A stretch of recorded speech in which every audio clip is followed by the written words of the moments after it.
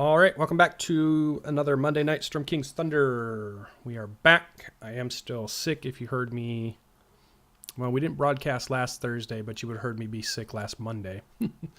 Still sick, getting there. I'll try not to cough in the mic too much. Let's get going.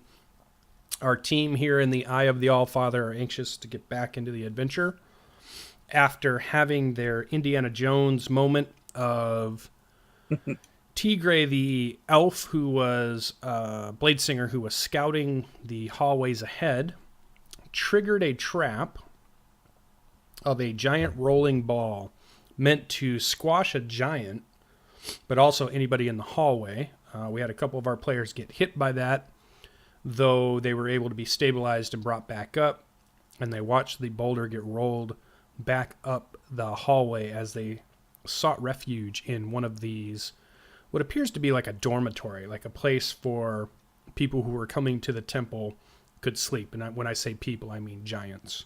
So the beds that there are here are these big giant beds with, there's furs and stuff that are just kind of there. They look like, provided type thing, but it looks like it's been pretty old. There's a lot of frost on stuff. It does not look like this place has been used in a long time. It seems to have been forgotten by most of the giant kind.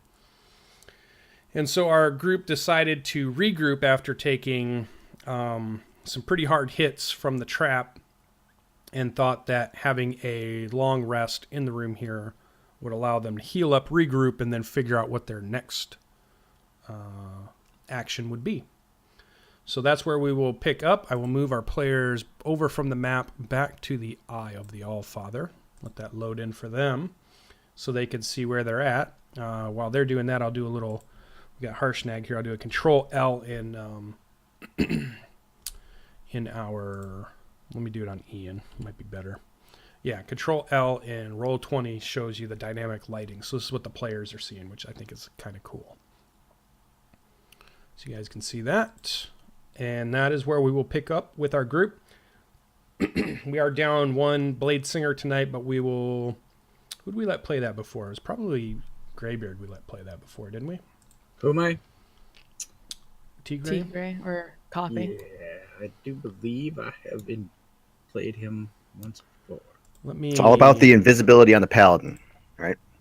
Right. Totally, 100%. Use everything you have to keep me alive. Haste on the dwarf, invisibility on the Paladin, and blur on the ranger. Yep, that's the combo.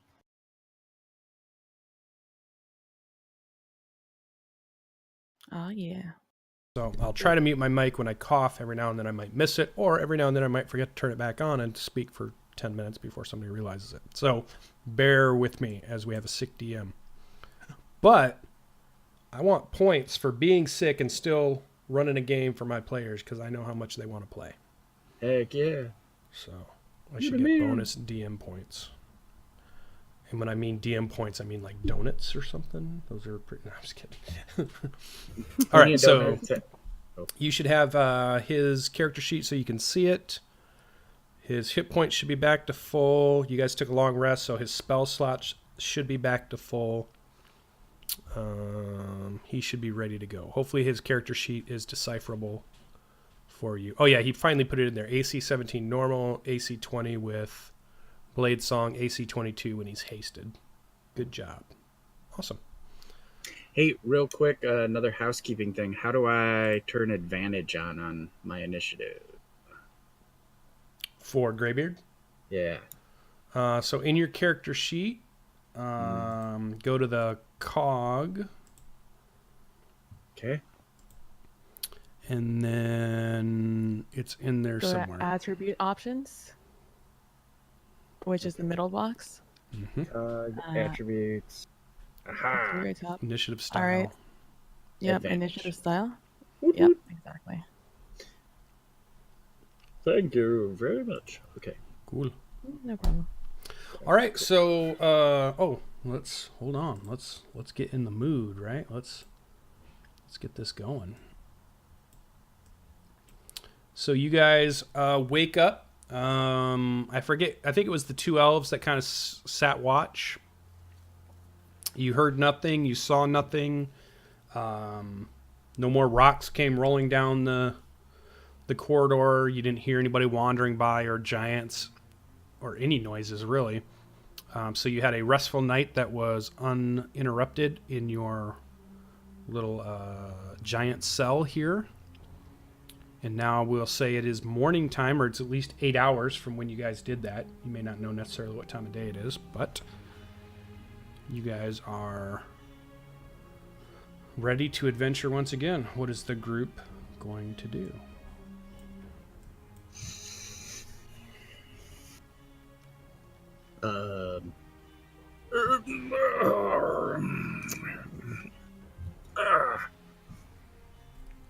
All right, Finn, what do we do? Oh, let's ask Harshnag where we should go. How do we find this oracle in this room or in this building? He gives you a look of disappointment, and he says to you, "This is the first time I've stepped foot in this temple.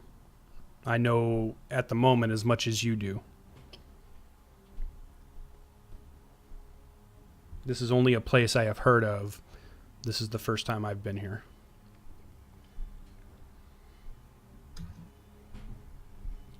Well, Finn, you've been in buildings with those of importance.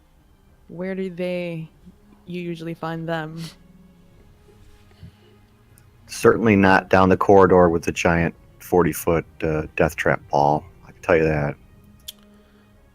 And his guess would be, I mean, Harshnag's guess is the original room you guys were in with the statues that had the archway. But a different door. You guys looked at that, but then you decided to continue to explore. Is there a way with that dynamic lighting to turn on where we've been, almost as if it's a map keeper? Yes, if in the beginning when the map gets put in,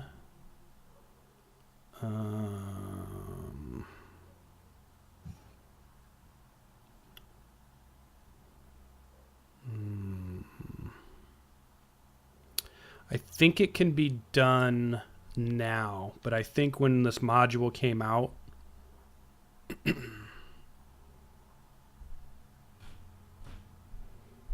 maybe. Let me try. By advance will not be permanently revealed by dynamic lighting. That is not bright assumption. To also reveal the fog. Advanced war. There is an option to do that, but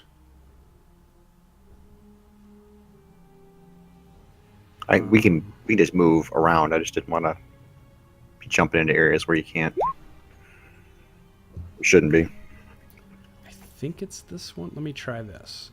And a dim light reveals. Let me say okay. So now, yeah, I think it works now. Right, so if you go back in the room, go back to the back corner of the room a second, as if you... That works. Can you still see the Yep. hallway that you saw? Yeah. The cool thing is, PB disappears when she goes around the corner. Yeah. So tokens and stuff are supposed to disappear.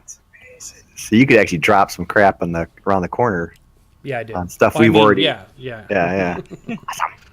We'd be all like, hey, look. Whoa!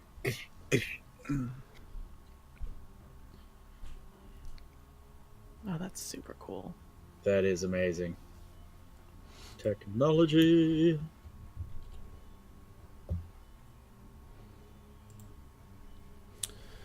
All right, so you guys are back in the hallway. Let's just give you a refresher on that hallway. So you're seeing the stone giant statue is now back in place, standing in the alcove, seems to be motionless. You recall that this is the statue that caught the ball as it raced down the hallway, and then it moved it back up at a slow rate, and then it walked all the way back down and took its place again. The hallway, 60-foot high hall, stretches northward. You do realize now that you can feel a slight incline heading to the north. 14-ish you can count, depending on how far you guys got. 30-foot tall archways spaced along the west and east walls, and they're about a 60-foot square chamber furnished with frost-covered stone couches serve as beds. Some of the beds have tattered furs atop them, for at least the couple that you guys have seen. Tigray saw more. Or I'm sorry, Coffee saw more than you guys did. He was the only one that went further up the hallway. I will ask Tigray Coffee what he saw. Oh, well, thanks, Coffee. That was great information. I'm so glad you informed us with great detail what you saw. He recalls, although he's a pretty smart guy, so he'd remember pretty much most of it. He remembers that towards the end of the hallway, somewhere near, he probably would have been able to count. 1, 2, 3, 4. 1, 2, 3, 4, 5, 6. Somewhere around the 6th or 7th cell, as he was looking in, is when he heard the click from the floor that triggered. And obviously the ball came from further up in the hallway. And actually he raced forward, saw that the ball phases right out of the hallway, and then rolls down at a 200 feet per 6-second rate. I don't need all your science talk. He remembers that he saw a fissure in one of the cells that looked like almost like a crack in the back of one of the cells, too small for a giant to fit through, but he felt like it was probably big enough for you guys to go through single file kind of thing. He didn't check it out at all. He just saw it and kept moving. He recalls seeing, the beds with furs, and that's about all he saw. I mean, he looked quickly. He didn't search anything. He mostly scouted and did just a cursory look. No, I'm not one to mess with the gods, but if there's a trap, there's usually treasure.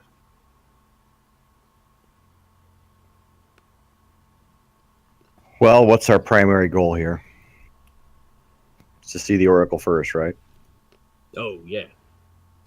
Well, why don't we go back out into the main hall and save that for later? Also, you guys are in the room that has the stairs that lead up to a platform on the east and the west. So it goes up, and then there's a platform. And I don't remember if anybody went up those. No. I don't think so.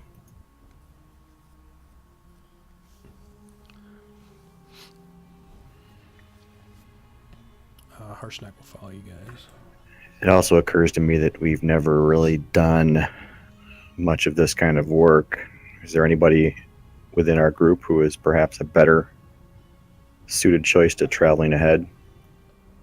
Someone who might stand a better chance of spotting those traps?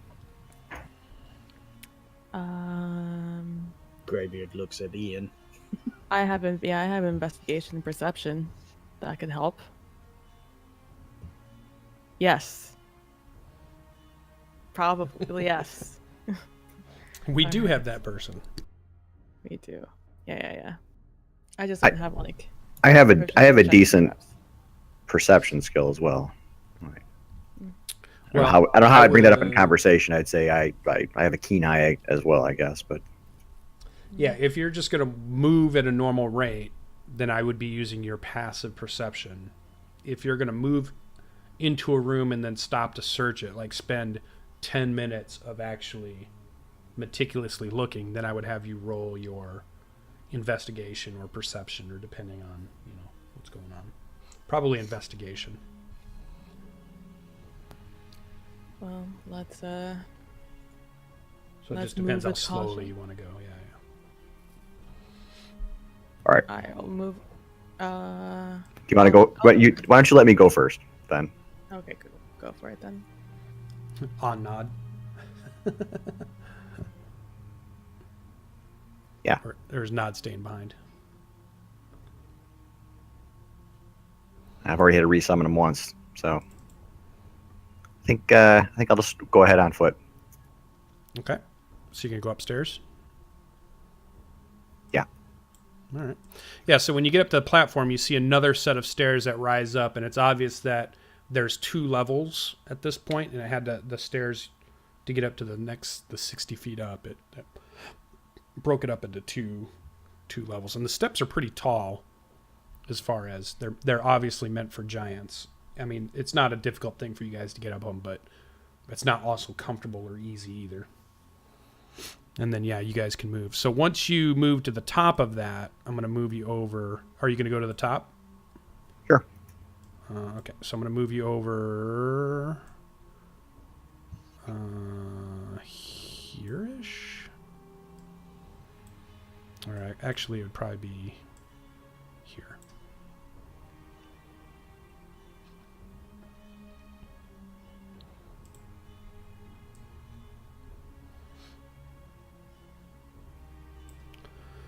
And so you kind of come up onto another platform area, and it looks like you can see another hallway that would be right on top of the other hallway.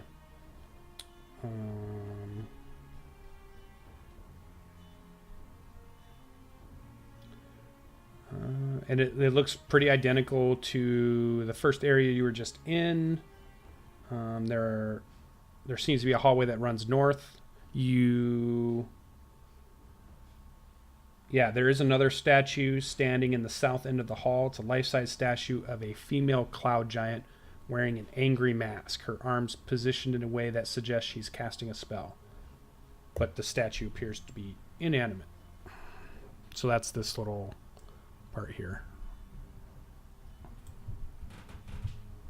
I follow up with Finn. Okay. So I'll bring you over. And then Coffee, GB, Harshnag.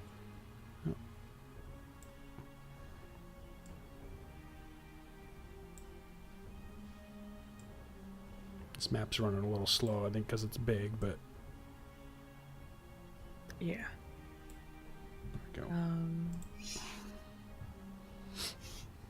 Is there anybody using light at this point? Because Harshnag and Nod do not have night vision. Oh. Hmm. No, not really a thing I ever think of. I have a torch.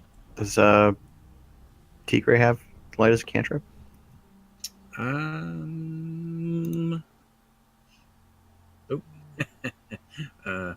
Yeah. Actually, let me That's see. me. There might I don't be. I don't have a lot of spells. The one room That's is Greybeard. lit, but let me make sure that. The No, hall he lit. does not.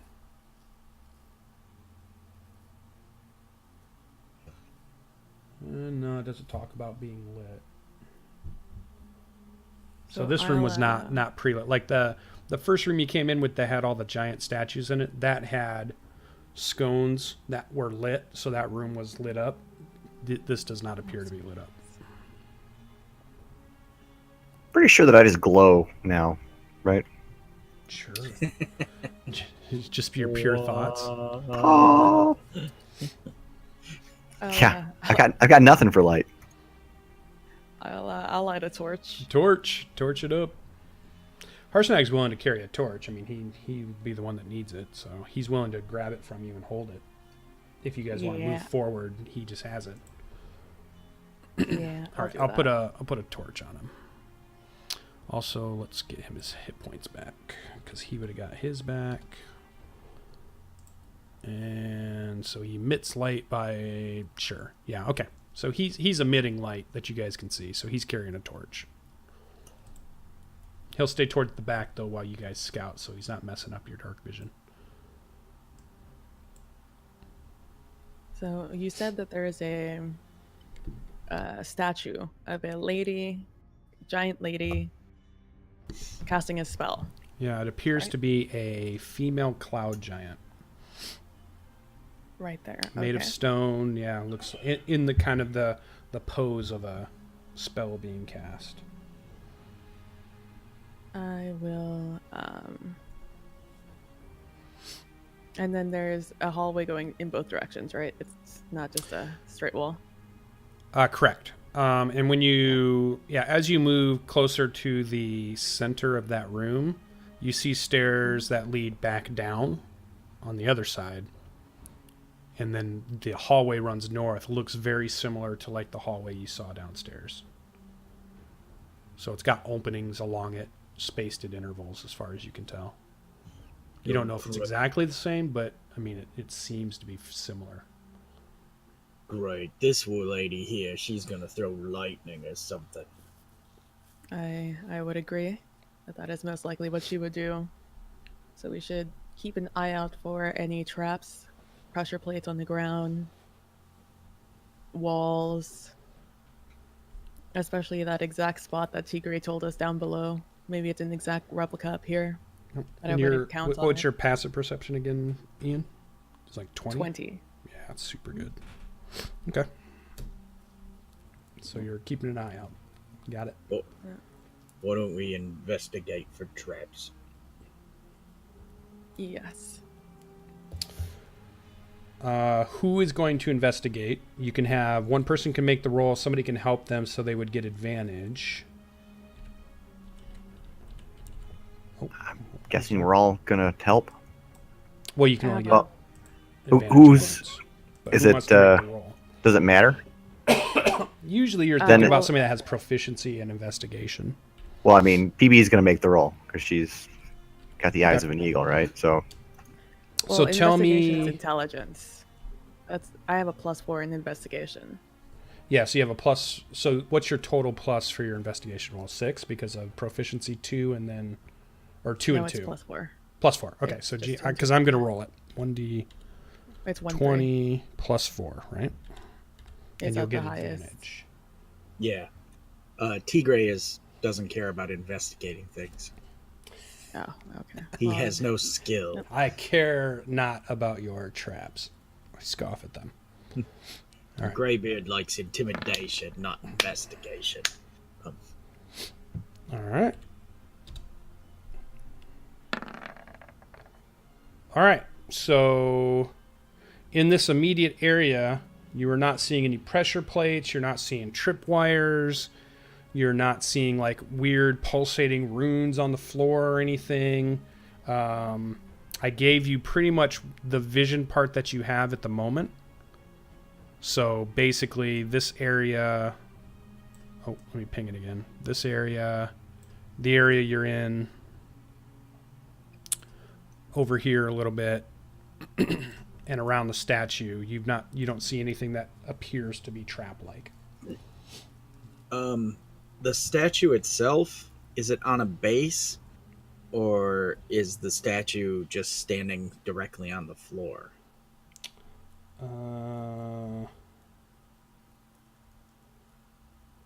Just standing inside an alcove, not on a base. All right. Appears to be made of stone. Hey Finn, would it help if we were to turn the statue around so it wasn't looking? Oh, it's big. I don't know, but me and Harshnag. don't you think that the odds of a statue casting a spell at us that's been carved in a casting position is going to be a bit on the nose for a trap? Whoa, no, that all makes sense. Where'd he go? He went further in the hallway. I'm creeping down that hall a little bit. That's exactly. Greybeard says that because you just walked out of. He's like, where'd he go? All right, Coffee's gonna watch your back here. Well, Harshnag is willing to stand in front. If that will make I'm just gonna poke my head into the rooms and see if they're identical to the ones below us. Yeah, for the most part, like some of them, the furs are missing. Some have old furs. You see no tracks on the frost-covered floor. Coffee will take the other side. The cells seem right to still side. be 60-foot squares thus far. And you Coffee can is- see, several more seem to be further ahead, but it's a big hallway, so. Coffee is stealthing down the other side. Then he's gonna check the right side. All right. Slash GM roll. What's his stealth modifier? Whoosh, whoosh. 4. +4. Okay. Oh, I'm a big liar. I looked at Greybeard's sheet. Sorry. 5, even better. Okay. All right. Yeah. So you're stealthily making your way down the hallway. The first 4 cells that you've looked in so far appear very similar to the ones below. And they're all like empty, or are the couches covered in furs? Blah blah blah. Some are, some are not. It seems to be no rhyme or reason. They seem to have just been left here. They have frost on them. It's not like they're pristine or anything. When you get into that room, Coffee, is when you see something. Okay. So in this room, frost covers everything, but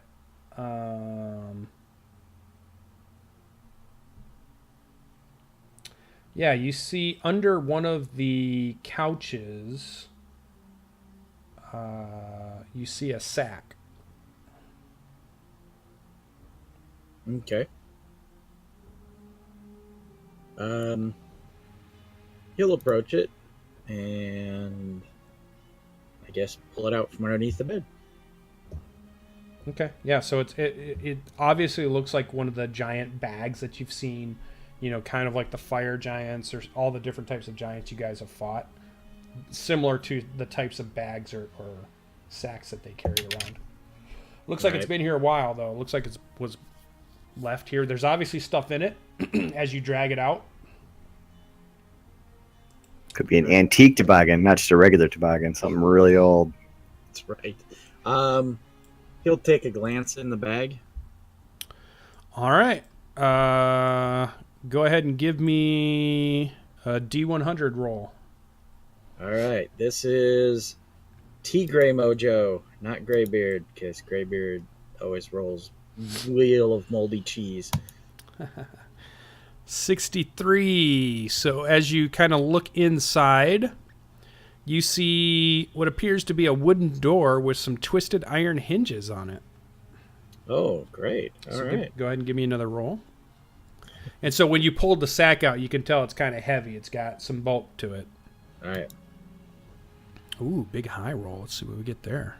I'm glad somebody was looking that around You just in see a case. frozen blueberry bush in there with frozen blueberries on it, as if somebody just grabbed the whole shrub and picked it up and put it in the sack. Go ahead and give me There are- another roll. Tables and tables of minor magic items that exist in books, and we have to keep rolling on this shitty table. This is an awesome table. Thank you very much. This got you your black dragon scale shield, if you It recall. did. And a One more toboggan. roll. Or a canoe, one of the two. 47. Canoggin. An anchor. Some fish. There seems to be a wooden barrel. All right. And then as you're kind of looking at this stuff that you're kind of pushing out of the way, there seems to be at the very near the bottom some type of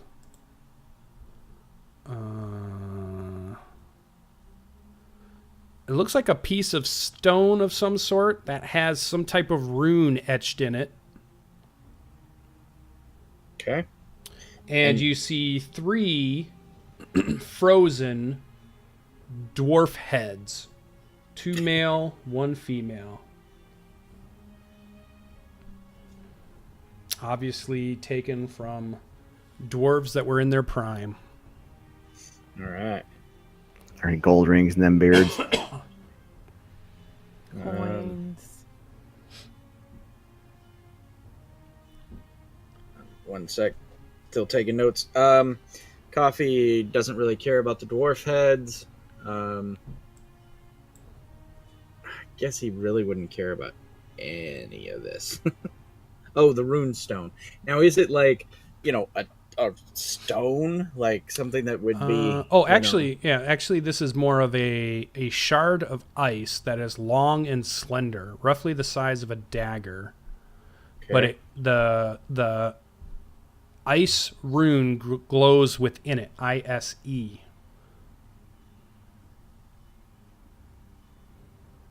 Cool. Okay.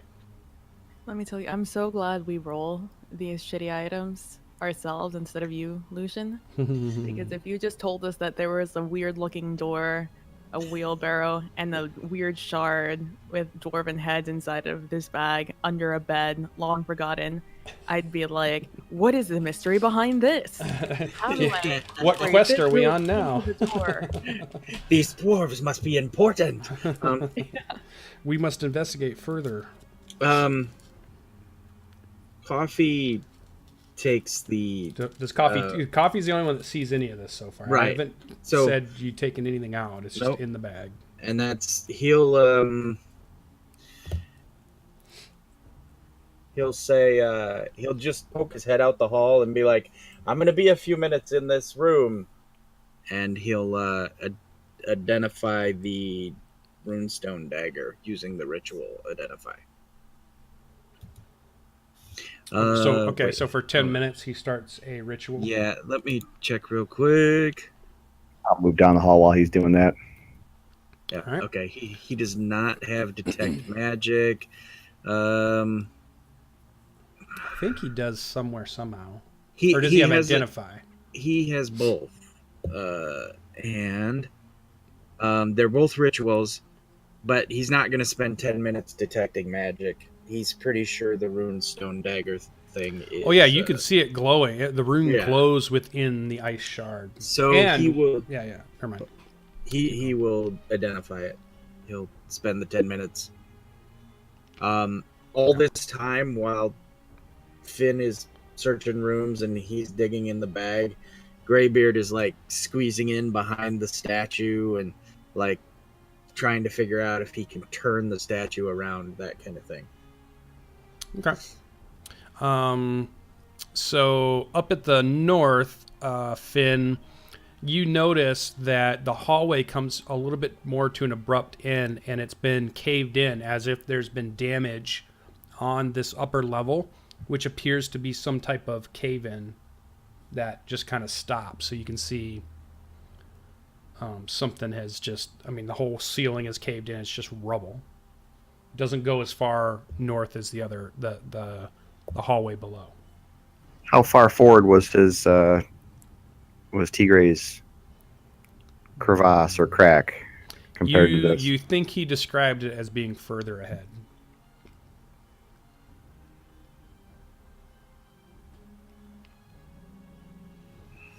Well, But he would be the one that would know better.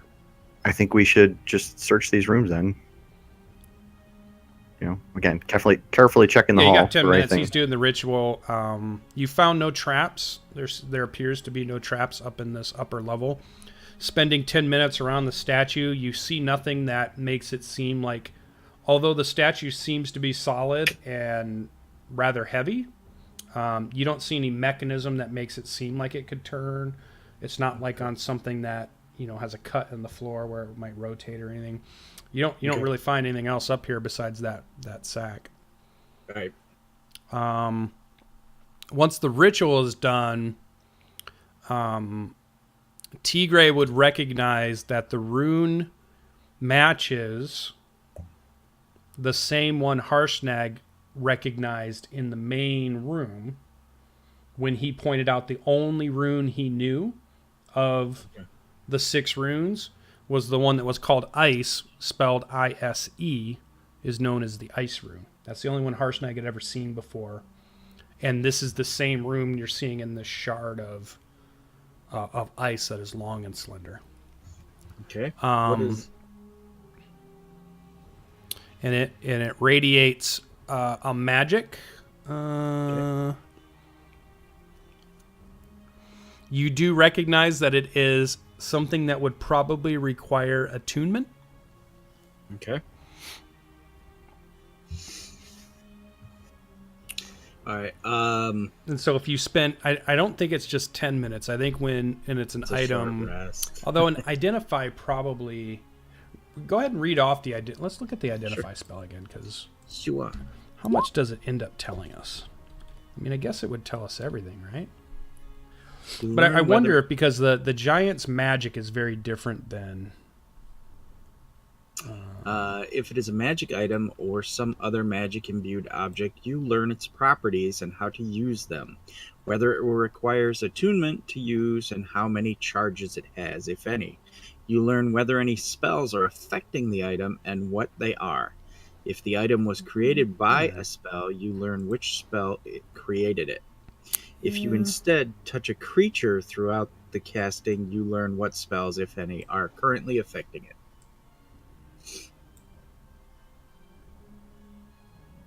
Yeah, I'm going to say that it...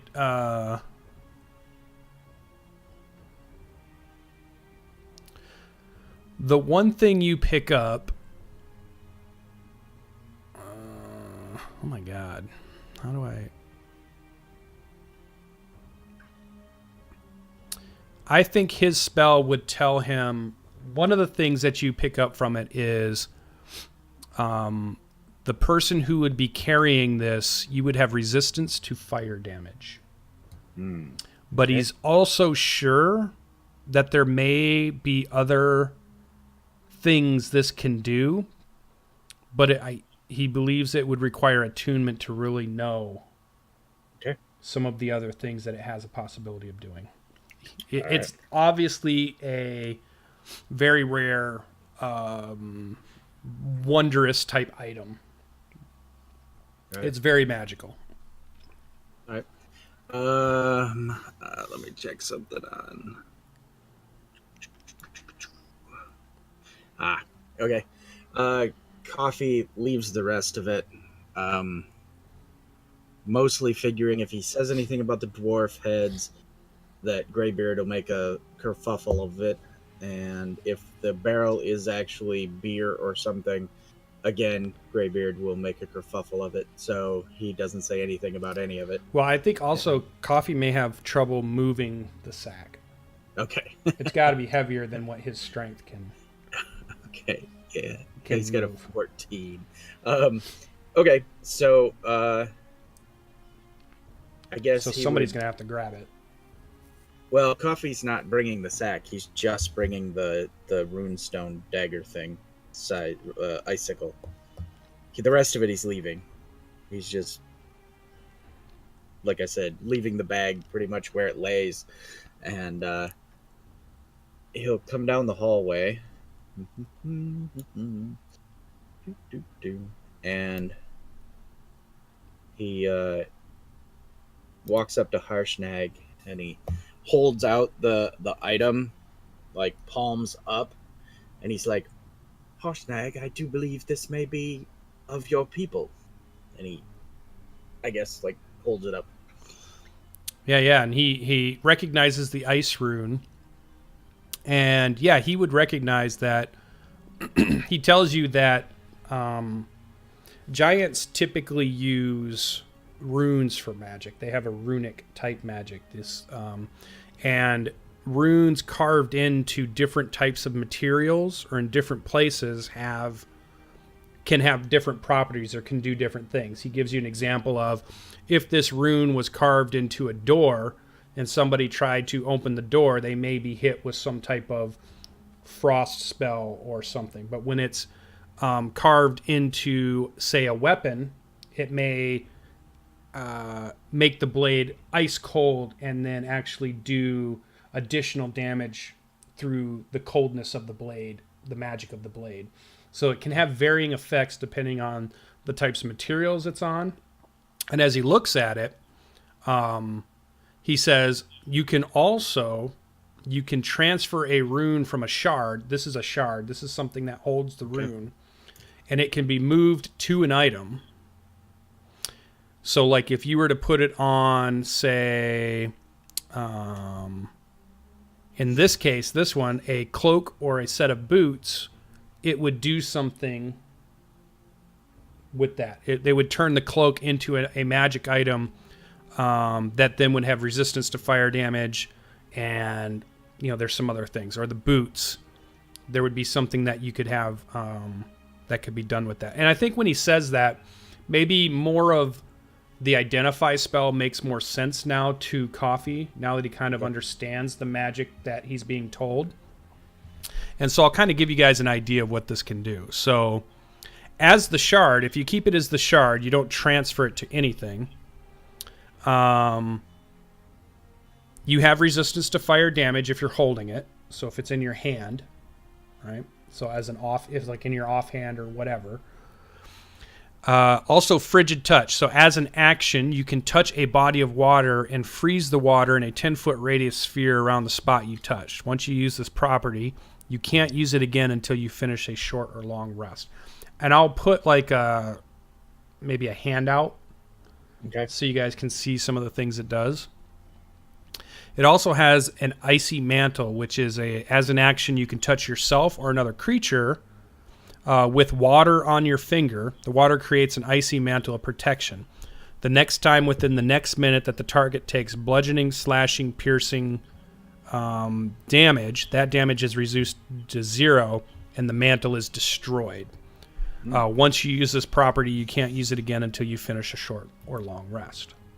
So it kind of creates a shimmering, almost like ice barrier around you. When you take damage, it absorbs it, reduces it to 0, and then shatters. Okay. Winter's Howl. As an action, you can cast Sleet Storm. At a spell save of DC 17, you regain this ability after you finish a short or long rest.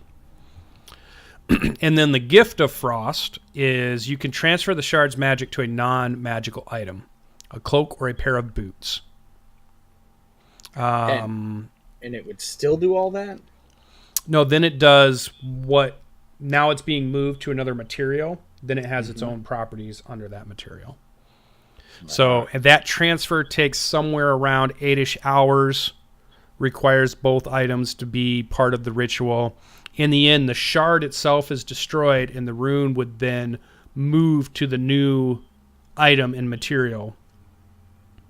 And then it gains only the benefits from its new form. So, like as an example, just so you get the idea, if you guys were to put it on one of your cloaks, your cloak would then be basically like a cloak of frost, which would be you have resistance to fire damage and you have advantage on dexterity stealth checks made while in snowy terrain.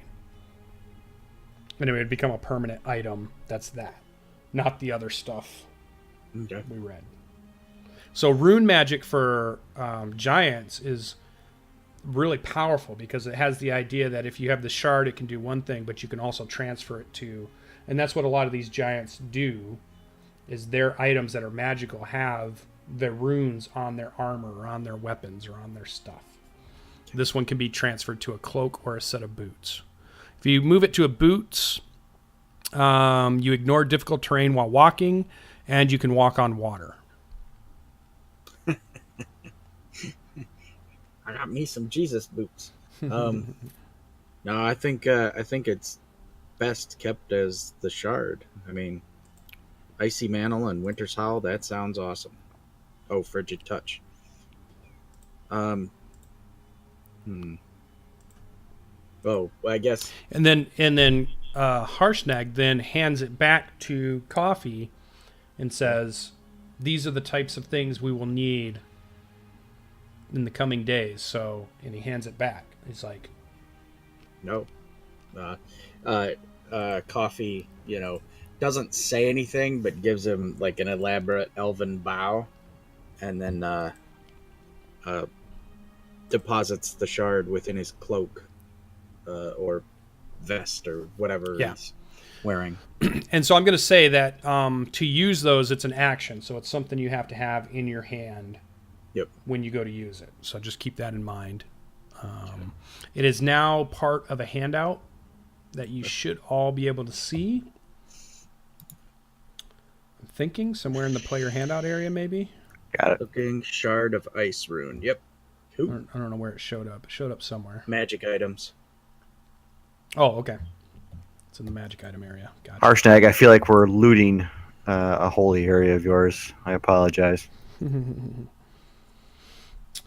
Well, I mean, he kind of looks at the sack and it's like, if a giant left this behind and has not returned to retrieve it, I see no reason why we may not use it to our advantage. And half the giants that would come here were the evil giants that we're fighting anyways. Though I would not desecrate the statues or the symbols. I believe, finding things that have been left here and used in our coming battles would not anger the gods. As Harshnag said that, Greybeard was like, putting his back against the one leg of the statue, and he's like, he stops. Shifting it back. Just starts getting moved like away from it. Okay. I picture us turning around and seeing you scratching Greybeard was here into the giant's calf. Ooh, sorry. Oops. So this downward stairwell does not occur on the other map, or is that just something Yeah, it that's does. drawn in? It does. Okay. Yep. When you were in the hallway below, you could see 2 stairways that went up. So Well, then- basically a double stairway that goes up. As much as I hate to go back down that hallway downstairs, I think we should go down, search those rooms for anything else that we can find. Okay. I will move you guys back over.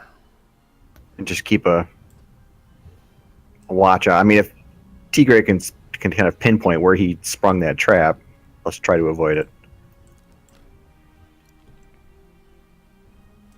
And if we can't avoid it, we know how to dive into these rooms at this point, right? So our odds of getting caught by it are hopefully slimmer. Okay. Yeah, we just have to be quick. So show me the marching order you're moving up. Go ahead and set it out in that first hallway there so we can see how the order will look. I think make sure that PB and Greybeard are both within my 10-foot. And then I'd throw maybe Tigray behind us. I'll keep Nod back here by the statue. And once you talk about the mechanism and stuff, Greybeard's like, well, once we get close, I might be able to do something about it. All right, sounds good. Do what? All right. So I remember a thing or two. I'll begin to move you guys up. Let me move. About what? Greybeard? I've been around. I know how to disable a trap. You've seen things. 40? What did you Aren't say? a child? Aren't you a child? Oh, come on. What do you mean you've been around? Well, I have this set of tools I learned. he pulls out a little, long wooden box. All right. So at this point, this is where Coffee says, I believe we're near the area where I saw the opening in one of the cells. I believe whatever I triggered is still up ahead of us. It was not at this point yet. Okay. Can we do a quick search in the cells as we're going up, just to make sure there's nothing there? Yeah. All you're finding so far up to this point has been some of them have furs. Everything looks like it's been here for ages and eons. Nothing looks like it. You see the tracks of the ball that rolled. You see the tracks of you guys as far as you had gotten up this hallway, and you see the footprints of Tigray, but you don't really see too much else at this point. Now, all the cells, the 6 cells you passed. That's one. Yeah, the 6 cells you passed had nothing in them but some furs that were laying on the stone couches, and they appeared to be there for quite some time. Well, I'm going to suggest that Harshnag duck into a room while we move any farther forward, so he's not caught in the hallway if we trigger it by accident. Okay. He moves over to the room on the right. So this is the crack that Tigre was seeing. Correct. Now that appears to be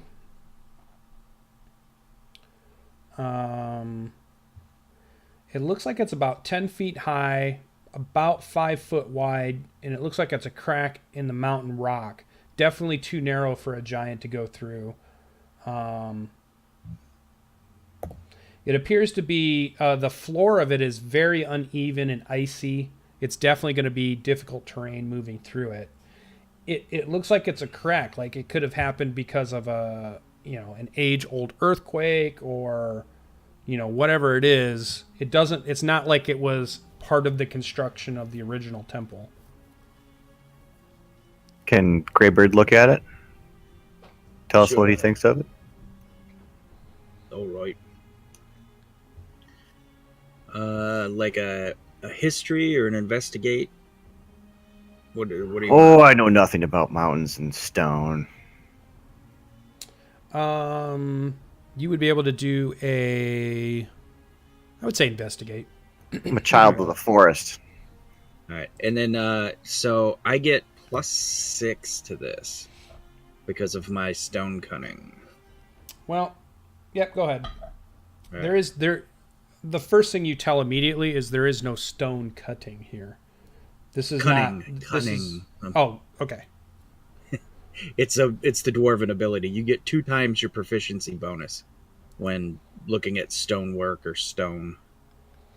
Yeah, I think that's the key. I mean, that's what you recognize right away, though, is that this is not stone work. This is not a manufactured tunnel. This is over the aeons, over the ages, the earth has trembled, shifted, and moved, the tectonic plates, and it's created a crack in this thing that appears to go deeper into just rock. Okay. It is not man-made. It's not shaped. It's not... Nobody used a shovel or a pickaxe or chisels or anything like that. It's all natural. It's natural. Yeah. That's what you recognize. Now I'll walk up and give it a sniff.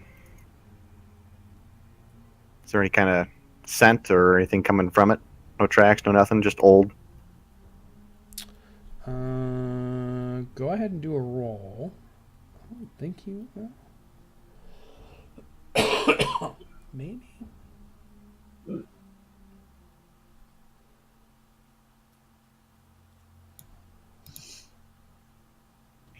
He's got advantage on spell checks. Yeah, he sniffs around the front end of it, and he thinks that he might smell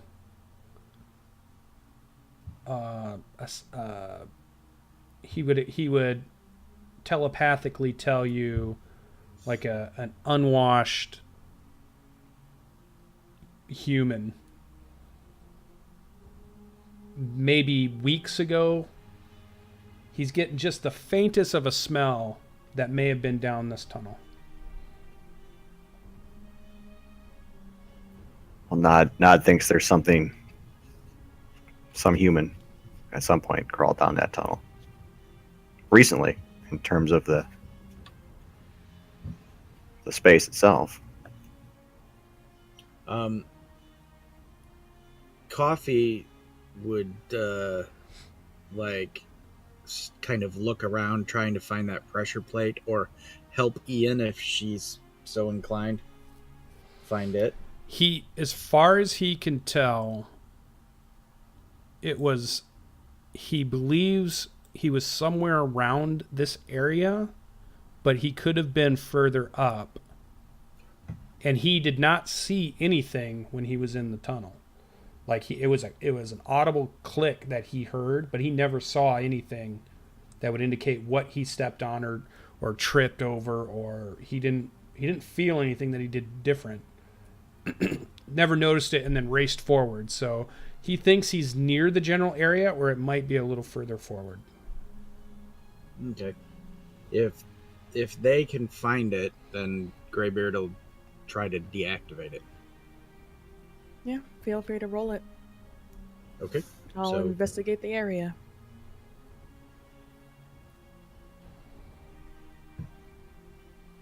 You mean Coffee or Lucian? Illusion. Well, I'm not rolling it.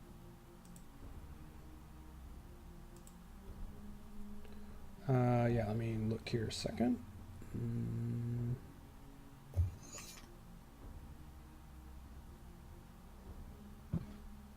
Don't you have to roll it for your investigation?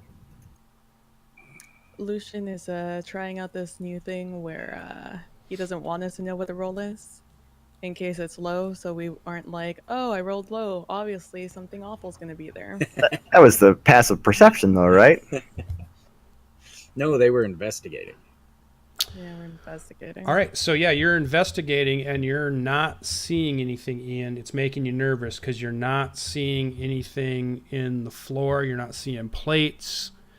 Each time you step further forward, you're expecting that you would see something, but you're not, and you're getting nervous as you go inch by inch forward. I say I don't see anything. I have no idea. Not a clue. Tigray is helping. Or Coffee is helping. Okay, so yeah, so you guys keep going. What's the rest? So you guys move here. You're still not seeing anything. Still not seeing anything. Rest of the team? Is the crack big enough for a human to crawl through or 10 walk foot through? tall, 5 feet wide. It's pretty big. It's a pretty chunky floor, though, so it will be considered difficult terrain moving through it. So it's not like you're going to be running down it or anything, and it's icy. But yeah, you can fit through it easily. Harshnag would not be able to fit through it. Nod, 5 foot wide. He would be able to go in, but he would have a very hard time coming back out. He could not turn around, and he may not want to do that. I'm not going in there. All right, so you're looking at that. Ian, you're here and here. Coffee's like, it's got to be around here as you're really scanning the floor and the walls and the ceiling as much as you can see it, but that's 60 feet up.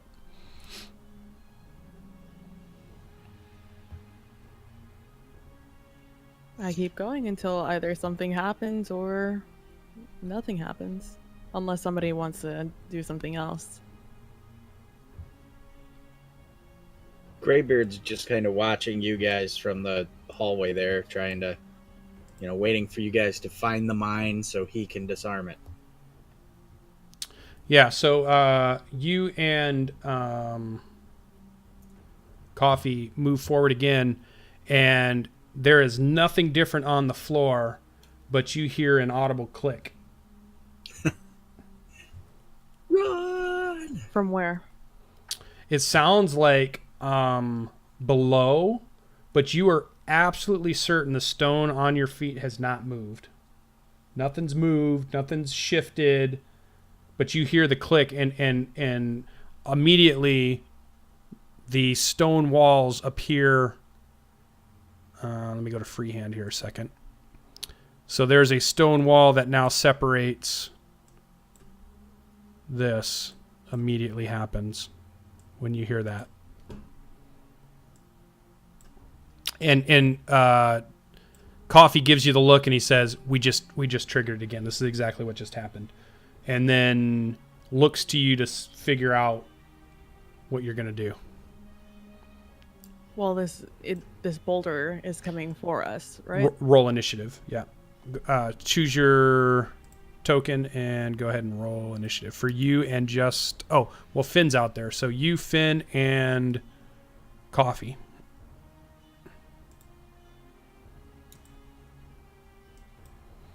Greybeard, you see you're now in this room. The stone wall has covered the archway. You cannot see in the hallway anymore, even though you probably can, but imagine there's a wall there. All right, Finn. What's the boulder initiative? Do I beat the boulder initiative? You don't see a boulder at the moment. You have an action. I'm ready in a spell. Okay. Which Misty spell? Misty Step. Oh, okay. I like it. So, yeah. Coffee also beat the initiative of the boulder. You do not see it yet. Coffee can react.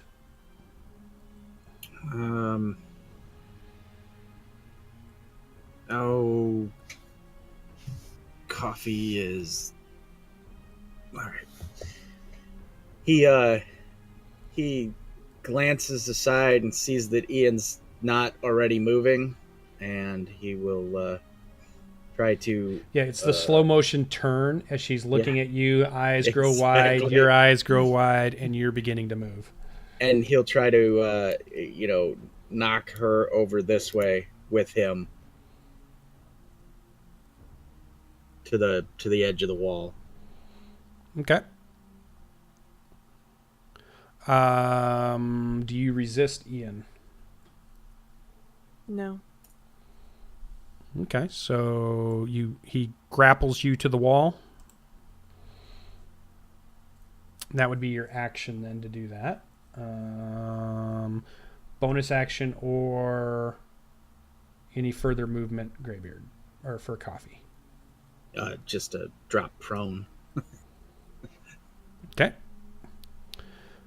Now it would be the boulder, which is going to move in the first.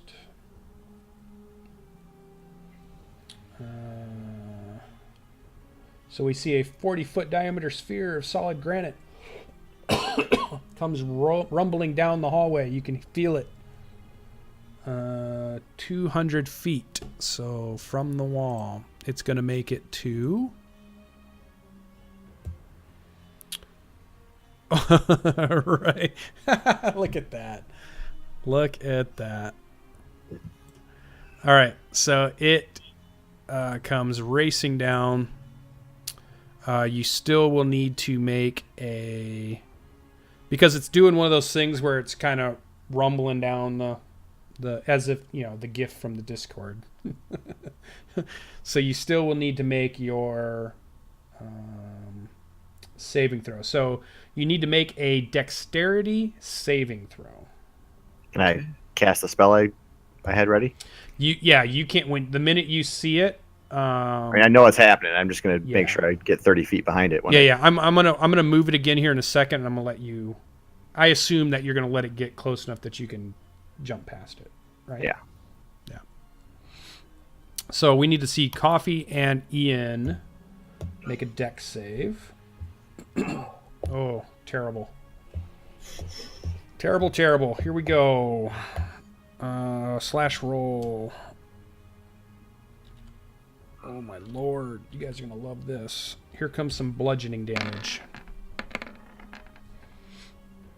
43 bludgeoning damage. Rippling down. You tried to kind of put yourself in the corner, and it shifted at the last moment and just still pressed against your guy's body, giving you blunt damage as much as you tried to avoid it. So 43 bludgeoning damage to you guys. Then it would, just as it moves past them, you would be able to trigger. You can do your Misty Step. Okay. And it stops right here. And then Ian, your turn. It has just rolled past you. It has pummeled you as it went by. You're still up though, right? Yeah. Yeah. So your turn.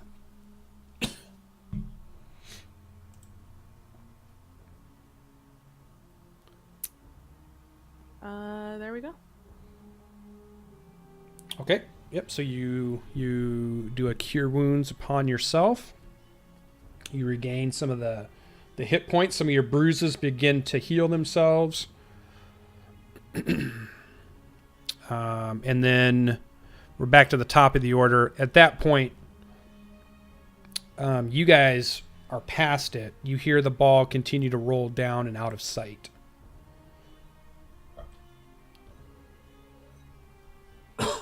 And then, without having to stay in initiative order, it's going to be about 4 or 5 rounds as it slowly starts to come back up, being pushed by the statue.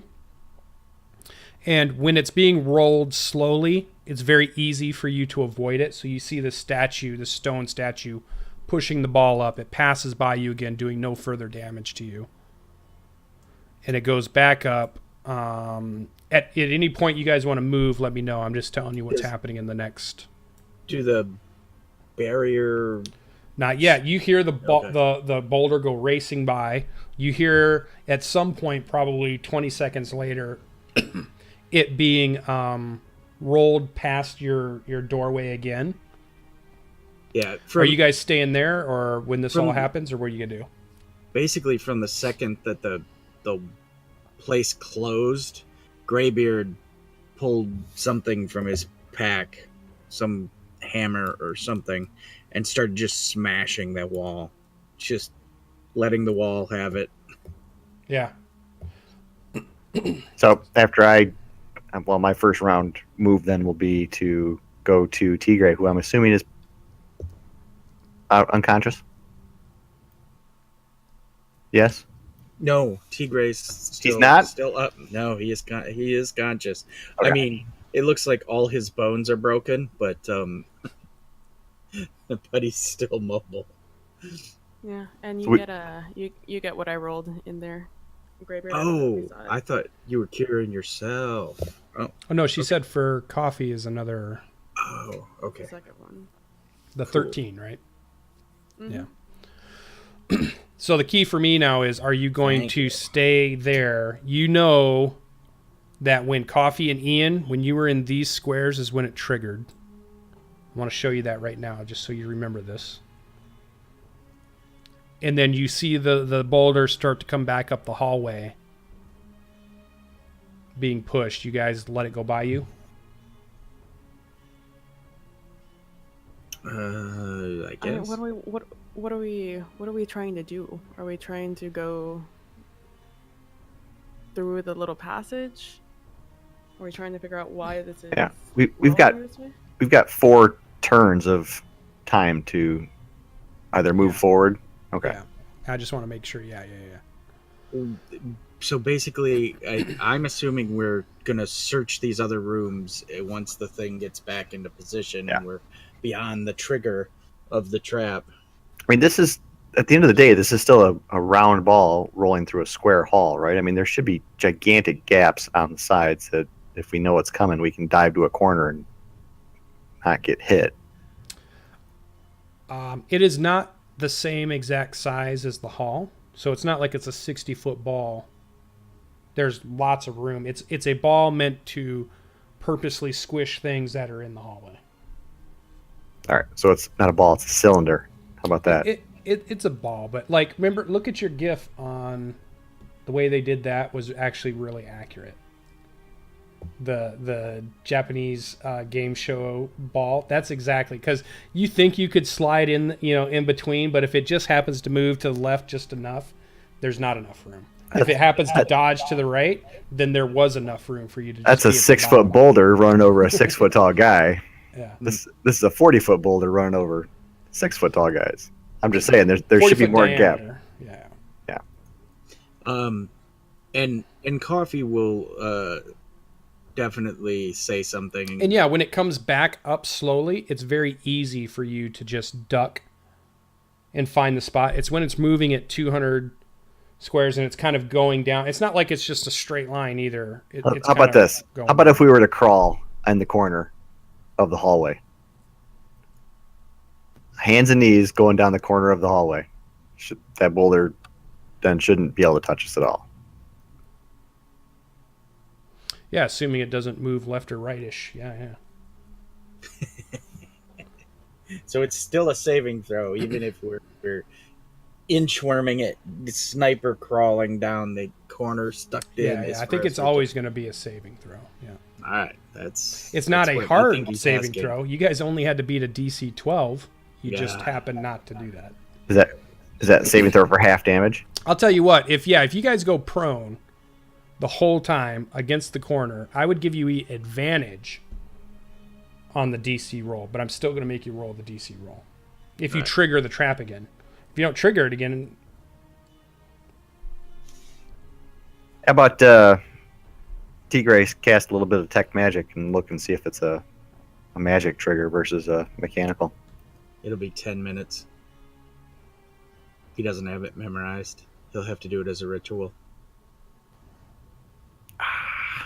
I mean, that's fine. Just don't step in that area. All right, I'm up there. I'll search through these 2 rooms. Then, if you guys want to back up into another room. Well, the walls are still up until the ball resets. Have you let the ball go past you to reset? I guess we'll have to let the ball go past. Okay, so you see it roll back up. Seems to phase out of your vision. And then all of the wall you were hitting, Greybeard, you noticed it was the stone was reforming as you were smashing pieces. It's a spell that's reforming the stone as you were hitting it. All right, yeah, he was. And then it's gone. He was using a dented old steel shield, and yeah, he raged. I'm gonna spend a rage on it because he would have. I mean, he was cut off from his friends, and so he had like a rage freak out. And yeah, and now the spot that I put you 2 on, as far as Tigray and Ian, you know this is the spot that triggered it. So that as the ball is going past you, where are you going to stand? not there. On the other side of the thing. There. Yeah. It's like ahead, away. Yeah, that sounds good. And then Tigray's gonna start the detect magic ritual. All right, yeah. So you see the giant statue begin to walk back down the hallway at a slow pace, and begins to go back to where its position is in the alcove. So it walks past you as if no stone. Okay. 10 minutes later, the statue is about to step back into the alcove and regain its place. We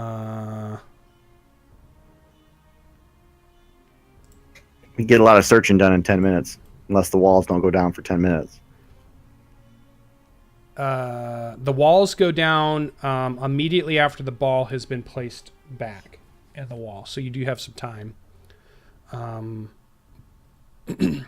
But let's do this.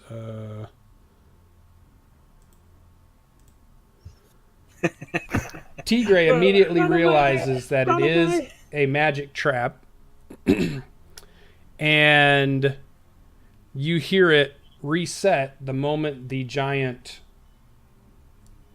is in the alcove, which is right at the moment you're finishing your 10-minute ritual here, which you happen to be doing exactly on the spot of this magical trap. It's triggered by magic, and it is it's a type of magic that allows certain types of creatures to pass by, and triggers if other types of creatures walk by it.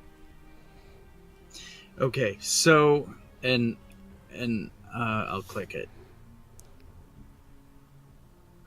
Okay, sure, yeah. What if they don't move? Would counterspell do anything for the trap? I put it up. I'm reading it right now.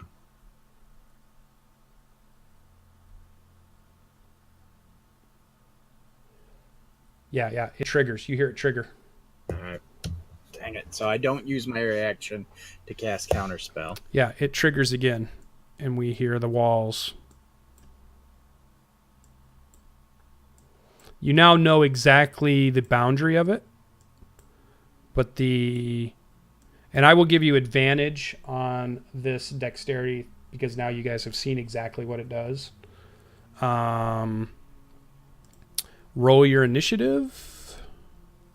Once I remove... Tigray is within my 10-footer. He should get my saving throw bonus. Okay.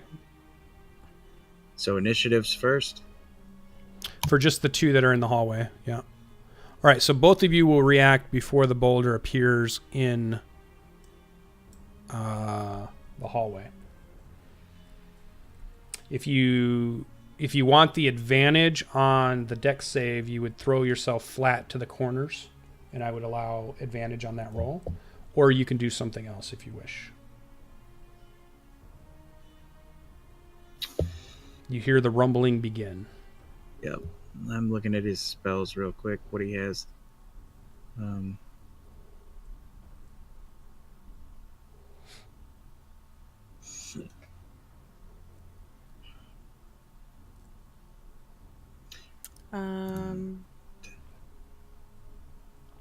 It's a DC 12. This is so dumb. I throw another Cure Wounds on myself, and then I smash myself against the wall. Okay.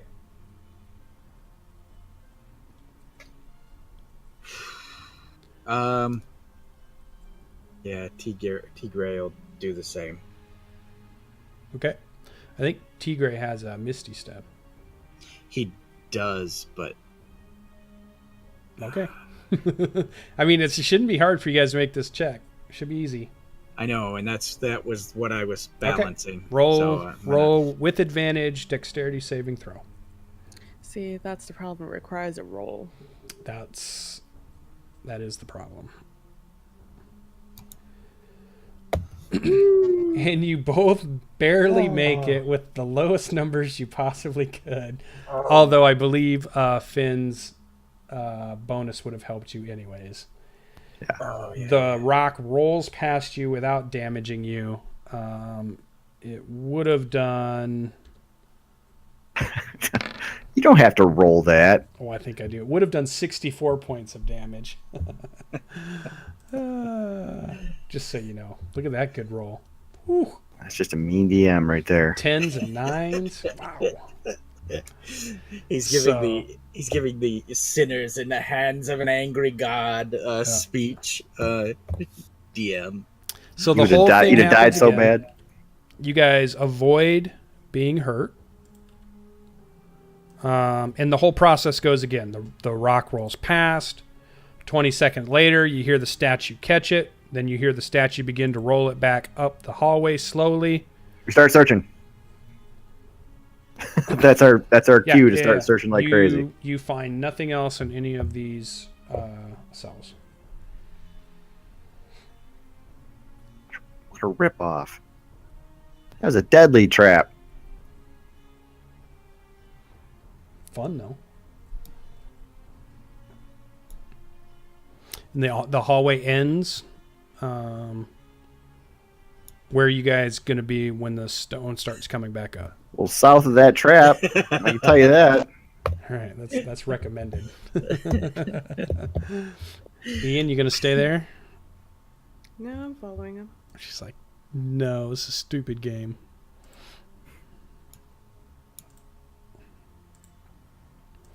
All right, you trap reset, walls go down. You guys know exactly the dimensions of the magical thing, and it's clear that if a giant walks past it, it doesn't trigger. Anything non-giant walks past it triggers it. That's what the magical spell of that does. So it is a trap meant for non-giants. I'm going to give 10 to Ian and 10 to Tigray from my lay on hands pile. Okay. Let's take our first break here, our first 5-minute break. Now let me get some water. Where you guys want to take a breather while we go on break? Where are you going to heal yourselves up at? The room with the crack, maybe? Yeah. Objects and tokens. Harshnag will join you. And then, all right, so we'll come back, and they have explored what appears to be the north hallway. They have a choice to decide if they want to go through this natural crevasse area or if they want to return to the south part of the temple. We will see what the group decides when we come back. So stay tuned. We got plenty more to go. Be right back.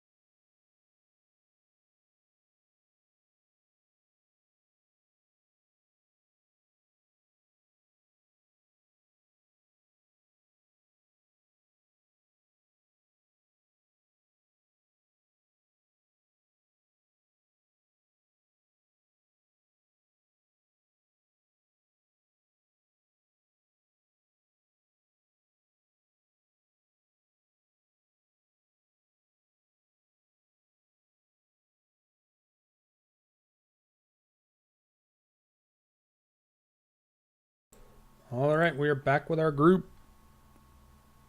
They are taking their rest. You guys take a quick 5-minute breather. What shall the group do next? Do we want to go down the tunnel real quick? See, metagaming game designer GB says, well, there should be something down there, but we just got mauled by a boulder for nothing. So, Nod says there was someone down there within the past week or two. yeah. A human. GB's willing to go.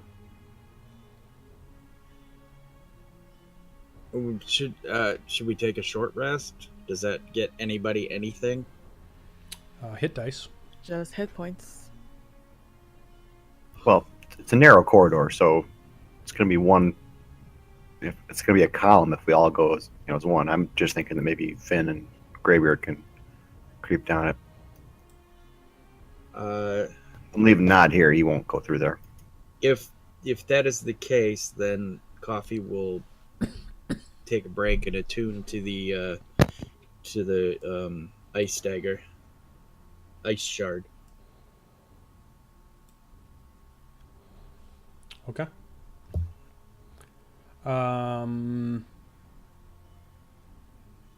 That's his second item. Yes, I was going to ask you. I think it's his second. He has a sword. Okay, I figured that, and that sword needs attunement. It was attuned. Yeah, he attuned Okay. the sword. All right. Yep. Because I think he can have 2 or 3. He might be able to have 3. more because of a wizard. 3, unless you're an artificer or there's something special in your class that I don't know about. All right.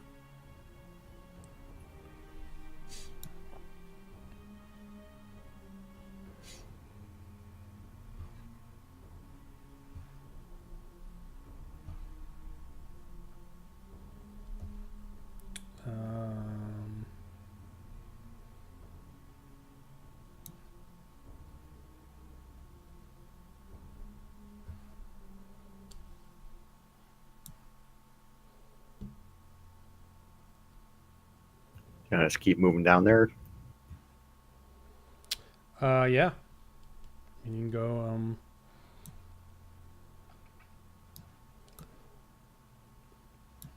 Assuming Greybeard's just going to stay within 10 feet of me as Yep. I travel. Yeah, so you just kind of see it kind of meander along.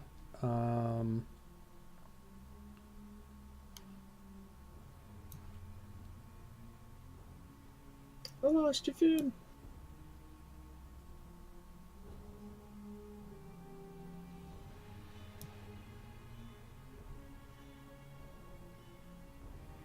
Oh, we're going back now. I just went back so you could see it. Oh, gotcha. I got a tunnel. I can see the tunnel, I guess. Okay. I've got it focused in a little bit. That's why I'm having a. Oh my god, it's split out. And stop right there. And roll initiative. And what's your passive perception? 16. 16. Ooh, geez, nice. You guys are ready. Passive perception is 16. So let me do a /d. Oh, shoot. Don't hit that button. I think it was like F12 or something. Oof. D20. Destroy.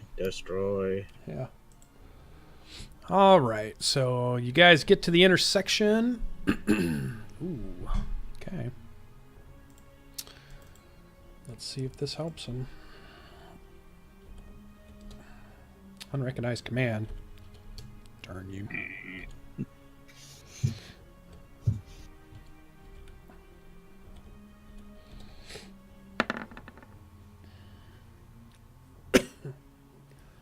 Oh yeah, that beats your guys' passives. 26? Yeah. All right. So as my 7th level power, I have Feral Instinct. Okay. Additionally, if you are surprised at the beginning of combat and aren't incapacitated, you can act normally on your first turn. So You are this surprised. isn't a surprise. You Okay, are surprised. You see out of the ceiling and out of the darkness some holes. You see climb out, push their way into the tunnel as some spiders, ice spiders. Let me bring them to the token layer. So they crawl out.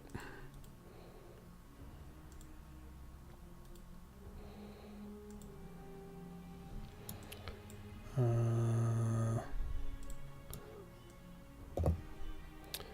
they are above, up on the walls, crawling out of holes.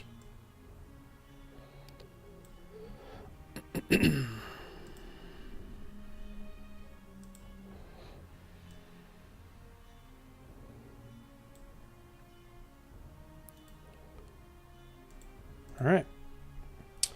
So they will have a surprise round, so they will get to go. But I'm going to roll... GB, you will still get to go. Okay. In fact, I think you'll get to go first because you have a 21. That's a good high score.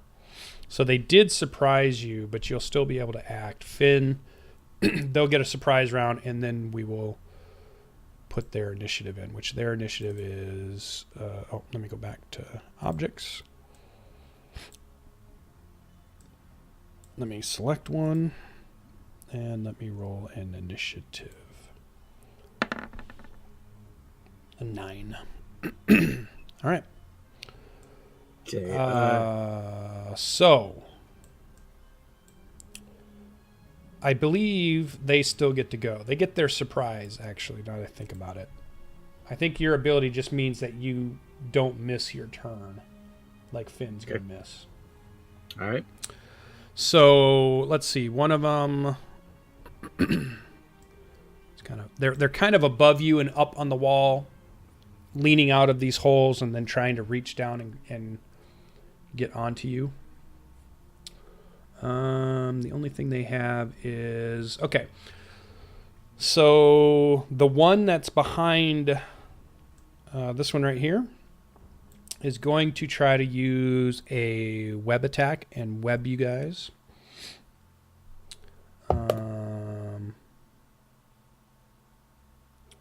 So you see some webbing shoot out. You guys get to...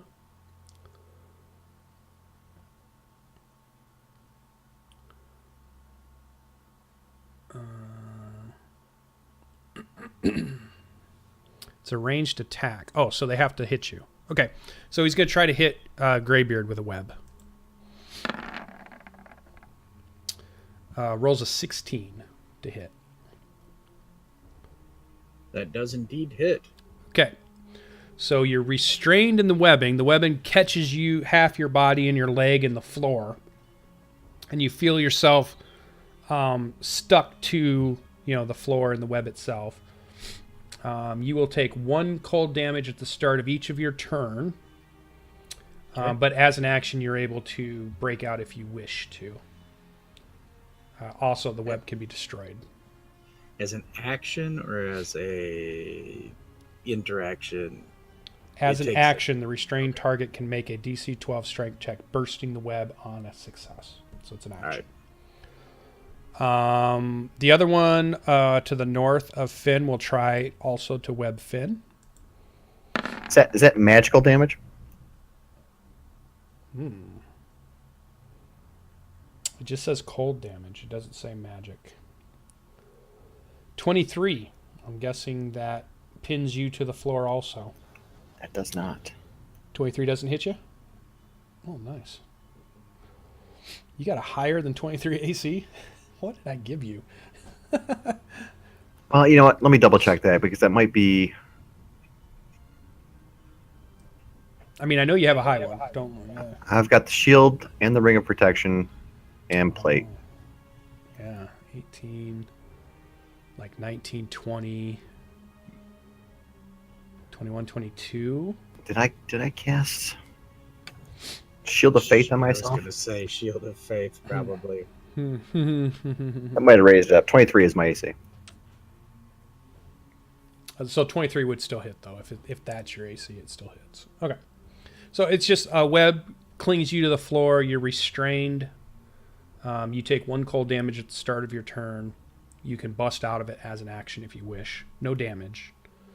The last one, seeing you restrained, will try to bite Finn with a bite attack. And this one rolls a 22. We just said doesn't hit. All right, 22 does not hit. The one behind it can't get to you. So that is the spider's surprise round. Greybeard gets to act as normal in the surprise round. Now, is it within reach or? Yeah, because it's probably about 10 feet up, and it came out of a hole in the darkness a little bit. Okay. But it's probably 10 feet up. So attackable or not? Well, if you throw something at it, if you have something that reaches 10 feet, Okay. it just shot a web at you. That's what I was saying. It was out of melee. It's range. within 10 feet range. If you have something that's a 10-foot reach, you can hit All it. right.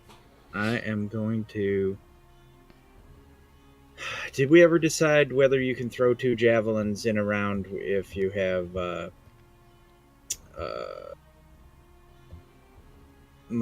extra attack? Because we went through this before. And Yeah, I think can't remember. I think it's weird because it's interacting with pulling the javelin, because you get your free interaction to pull the javelin, right? You throw one as an action, but then you don't have another interact, which was weird. Okay. Whereas something with ammunition assumes you have the interaction built into the ammunition part. But to me, I don't see any reason you couldn't throw 2 javelins. All right. I think it's okay. Bonus action rage, and then rage javelins. I might not let it go past 2 javelins, though. Like, I don't think 3 or 4 or 5. Okay. All right, so 13. All right, so 13 is you see it smash off of the ice tunnel next to it. You've missed. Okay. First javelin. 21. Smashes into the ice spider. 11. 11. And it was the one that was behind this one? Yeah, right. Because I can only see 2 of them that way. That one. Minus 11. So we see the javelin not have to fly very far. Your muscles rippling as you hurl this spiked piece of metal into it, and you see this kind of bluish ichor from its pierced body, and it's got this whitish skin tone to it. Definitely wounded. You see it scrabble a little bit. It makes a noise, and it's bleeding, but not dead yet. Okay. All right, so now we actually go into initiative order. Greybeard, you will take 1 ice damage. Okay. You're still webbed. You're restrained. Oh, and actually, I think restrained only means no movement speed, but let me check. I think that's the only thing you have to worry about. Restrained. Should be conditions. Yeah, conditions restrained. Your speed is 0 at the moment while you're in the web. Attack rolls against the creature have advantage. Your attacks have disadvantage. And you now have disadvantage on dexterity. No, restrained is bad. Restrained is horrible for you. Okay. I think you still hit. I was going to say, would 18 hit? Still hit. Yep. Still hit. Okay. Still does 11. And you realize that when you threw that first one, the web is tugging on you, made you miss the first one. The second one almost made you miss again. Like you could feel it affecting what you're trying to do, Yeah. your turn. All right. I will use my action to break free. Is that strength saving throw or athletics? Yeah, it is a strength check, DC 12. Okay, a strength check or a strength saving throw? It says strength check. All right, so that means you press your strength. Yeah, you're gonna rip it apart, Hulk style. All right. Yeah. Yeah, Okay. rip apart. All right, and then I will. You got bonus action and you have movement. Yeah. Is there any of these that I can reach in a melee attack if I move? Not that you see. The one that's up here is still in the roof, just like the one you're attacking with the javelin. Okay. So these two seem to be higher up on the wall of the ones you can see, right? Is that all you can see? Yes. Yeah. And really, you can't get past Finn to move forward. I mean, you could slide past him, but you would realize quickly that you couldn't, and you'd have to step back. Yeah. Okay. I'm under the belief that my frenzy is only melee attack. Yep. You are no longer restrained now, so you're back to not being disadvantaged.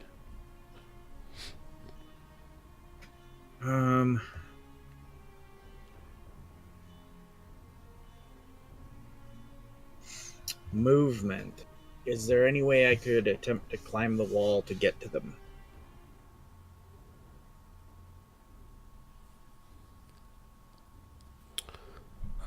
Sure. All right. It would require a athletics check. Okay. I will do just that.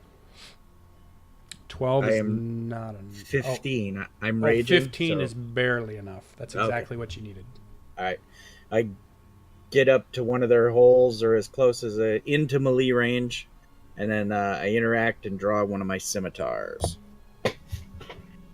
Okay.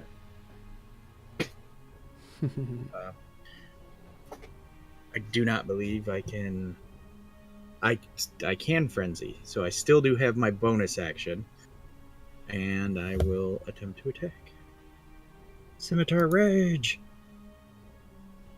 18 strikes. All right. 10 slashing. More blue visceral blood squirts out. It looks you've taken a leg or two off of it. Okay. It looks like it's in bad shape, still clinging into its hole, but barely. All right. That's it for me. All right, Finn, you were up. All right, I'm gonna break the web. Yep, DC 12 strength check.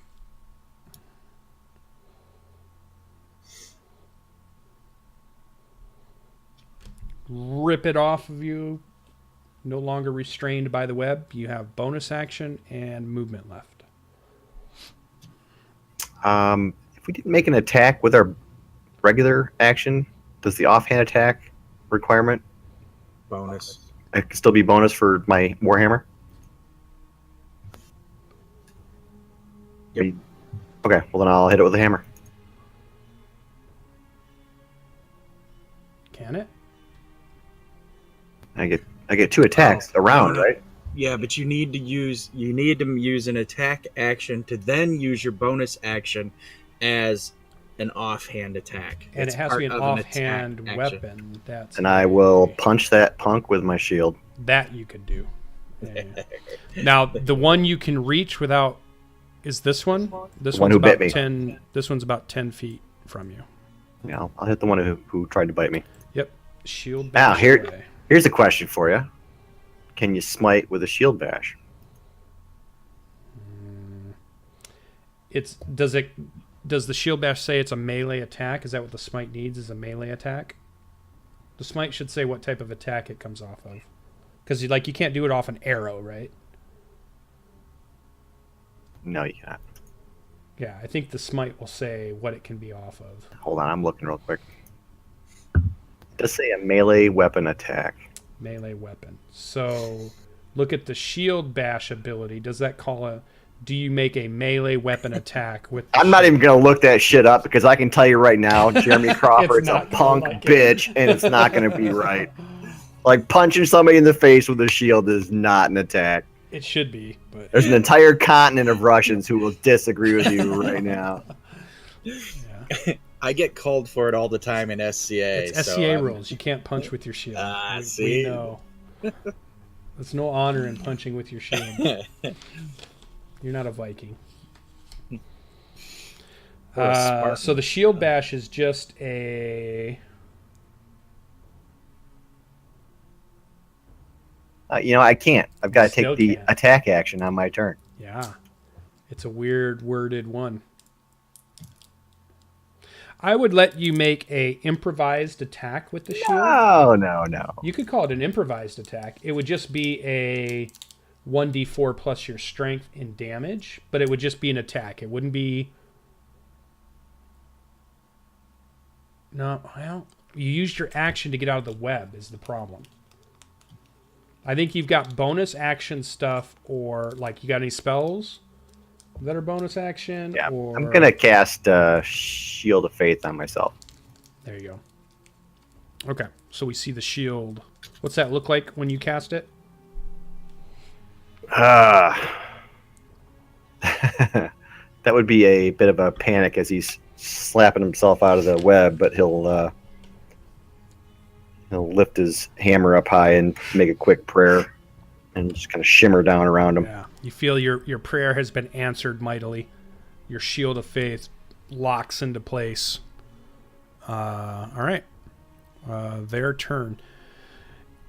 Ian... And I'm also going to inform Nod that we are being attacked by spiders. I was just going to say, Ian, you can do a perception check to see if you hear the sounds of battle down this tunnel. You have a high enough perception that you might pick it up. I have to roll a d20. It doesn't matter. No, I think you hear sounds of battle. You hear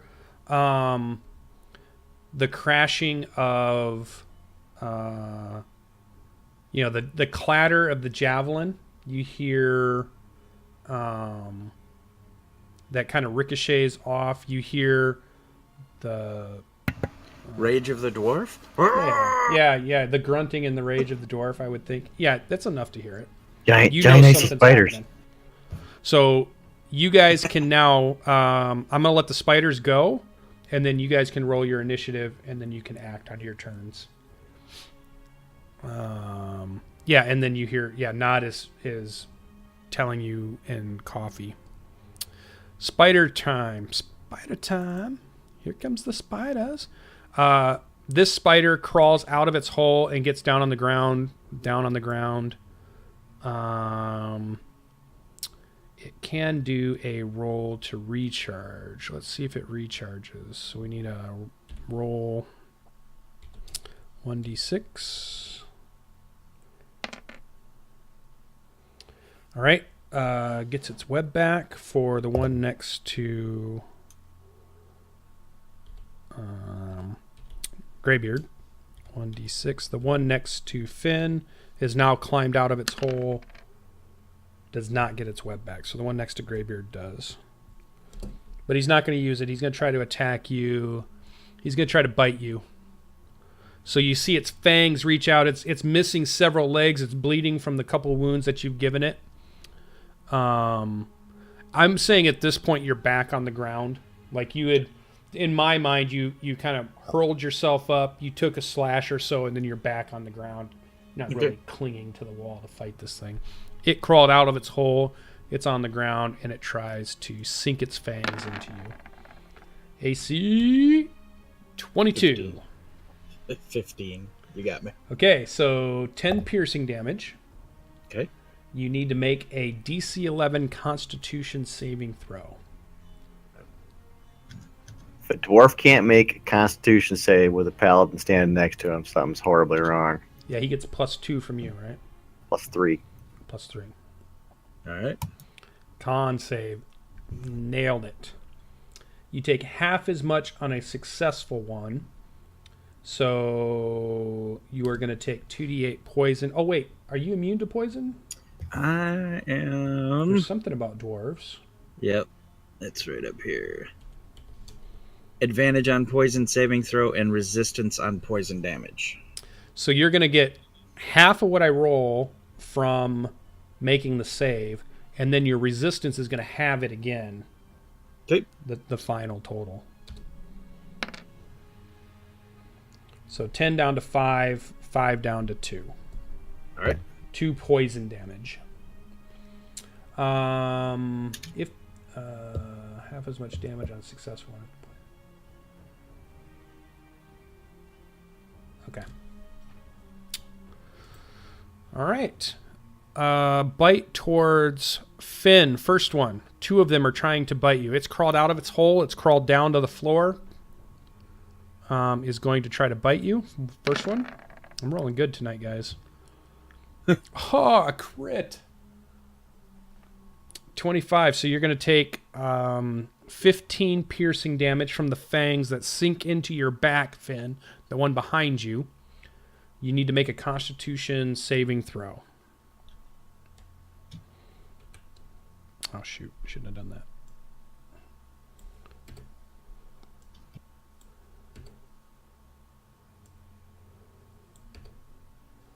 Oh my god. Control A, delete. There we go.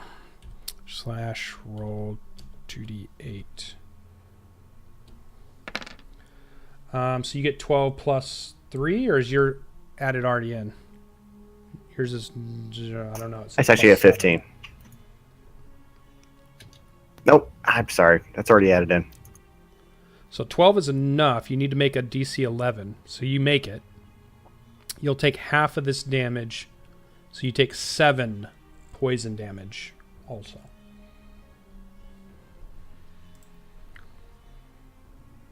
All right. The one in front of you, one can't get to you. 15 crashes off your shield, your black dragon scale shield. The fangs hit it, are not able to pierce. No further damage. All right, we're at the top of the round. Coffee and Ian can select their tokens and hit their initiative roll.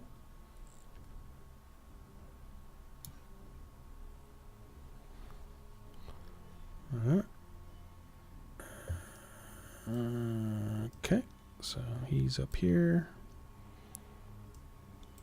Coffee, you get to react. Nod has just told you Finn is being attacked by ice spiders. Okay. Time to dash.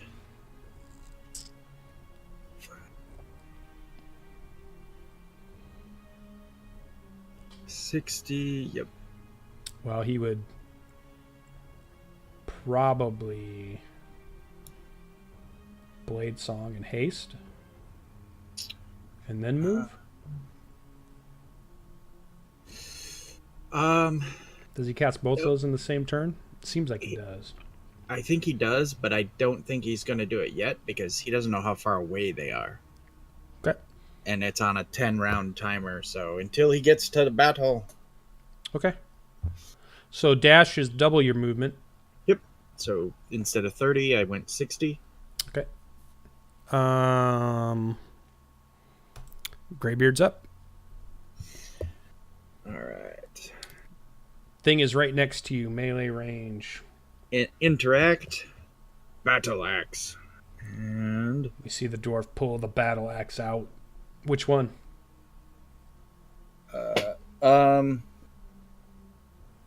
my regular one. Okay. Not the icy one. And all right. So 26. Oh yeah, sinks right in. Yeah. Go ahead and describe how it dies. So the black ichor the ichor that has been extruding is now he hits the back thorax, and it just sort of explodes in blue goo, spattering the walls, and it makes that spidery noise as it folds in on itself. Yeah, cool. Spider dead. And can I see any other spiders? You can probably see the one attacking the back of Finn. Finn's trying to hold. You can tell his attention is facing two ways, so you're pretty sure there's two spiders. All right. I guess I will. The key is, how are you going to get maneuver? Because there's not really a square.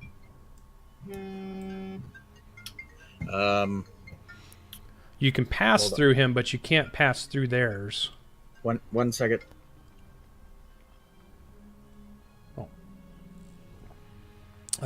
Finn, you can go because you're ahead of the ice spiders, so it doesn't matter. All right, I'm going to hammer the one that hit me. All right, actually, the southern one. The southern one. First thing I'm going to do is try to impose a shield bash on him. Okay. I'm going to punch him in the face like I wanted to punch him the first time. Sorry about that. All right, we're just going to let Finn go real quick, so give us just a sec. Shield bash does not hit. Or is that one a... It's an opposed check. Strength? I think you can take strength or dex, whichever you want. Yeah, it did. Well, dex would have been better for it, but strength. It is able to resist your bashing of shield. You hit it, but it's not able to knock it down. Yeah, you see its 8 legs press itself against the wall so that you can't knock it prone. All right. 8 would be a miss. Wow, that's horrible.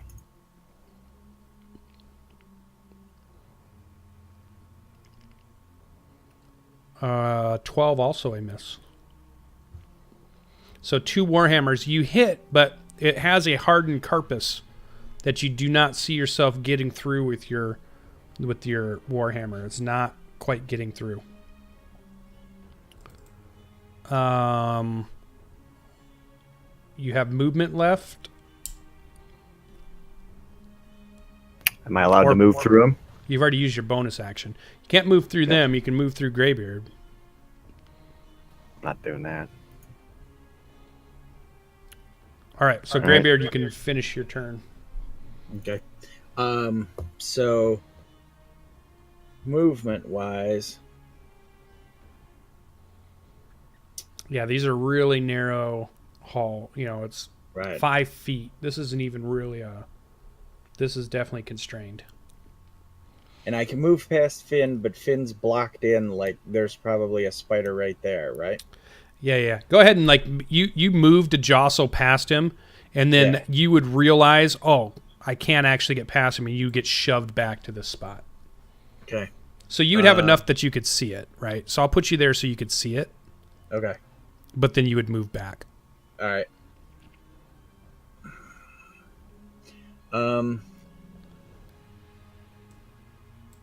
Let's see. I used one of my attacks. I can't hit anything else with that. Can I make a shove as a bonus action, or is shove an action? I think that's an action. Okay, then I guess because that's like a grapple. Yeah, I rage out. Yeah. Okay. Spiders. All right. Sorry, Finn, but I've been rolling good. Here comes another bite from the one that's to the north of you, the one that bit you before. 16 is not able to get through your plate mail. The one that you tried to shield bash, but it braced itself in the hall with all 8 legs. 21. You see the fangs reach just over the lip of the shield, nearly get to your faceplate, but it's just far enough away that it doesn't hit you. And you see the dripping poison on the fangs as you avoid any more damage from the spiders. Ian, you were up. I run 70 feet forward, and that is my turn. Okay. I don't see them. Yeah, you got to go a little more than 70 feet. Coffee's up. Okay. 5,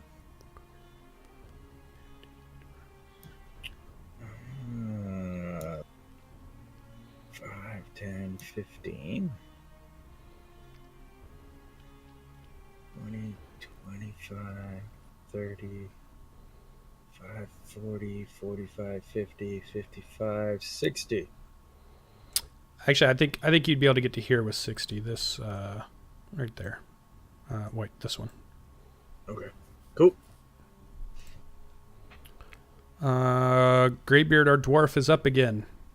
Finn is. You can see the fangs of these spiders are slashing off of his armor. His armor's holding true.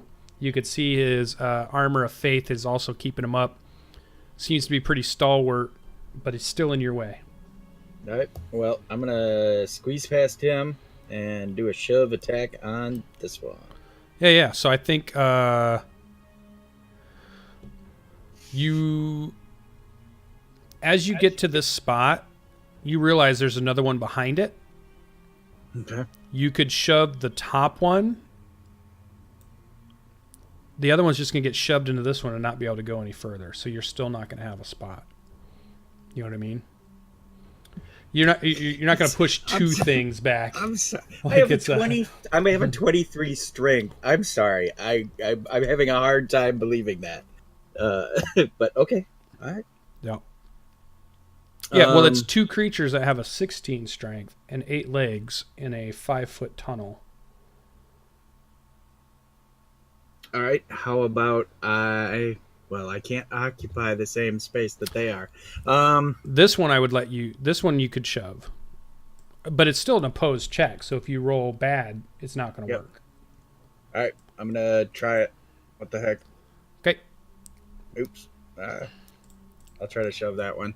Here we go with advantage. Oh, whack me. Okay. It rolled a 6. Yeah, you get a shove. All right. So it's like a 5-foot. Yep. So you open up a square. And that's where I go. That is reasonable to me.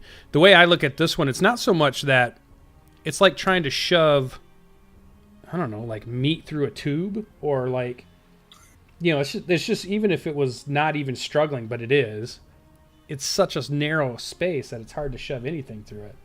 You shut the juggernaut down. Yeah. That's what I say. If you were out in an open field, I'd let you push it all around and wherever you wanted to go. But all right. Okay.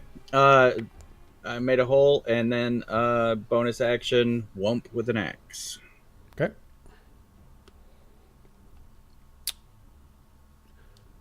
I don't have advantage. Okay. 12. You clatters off of the hard carapace of the spider, not doing any damage.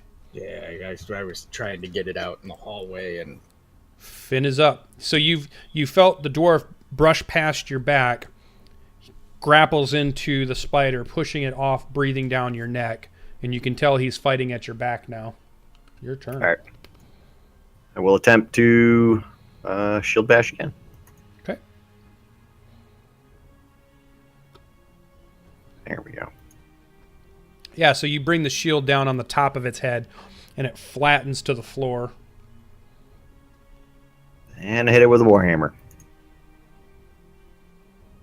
Oh, wait, it's opposed, isn't it? Yours is still going to make it, but let me do the opposed check. Hold on. Sorry. Jesus, it doesn't matter. I don't think it can roll over a 23. Okay, yeah. Okay. The still missed. 12 and the 7. Yeah, the 12 would not hit. Right. Second attack. 21 hits. There we go. So for 7 damage? Wait, I'm gonna add a smite in there. So 16. Okay.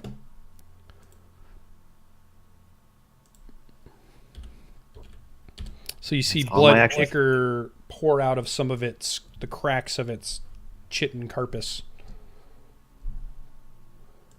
You have movement left if you want to move. Nope. I will hold my ground.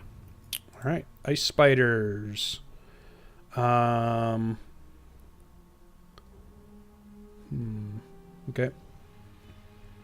Can't get to you. So one ice spider tries to bite Greybeard. Okay. So here comes a bite attack. 13. So you're able to dodge out of the way. Bite attack against the Paladin from the one you crushed. It's at it gets up. Uses half of its movement to get back on its feet, but then rolls a 13 and is not able to get through your plate armor. The other one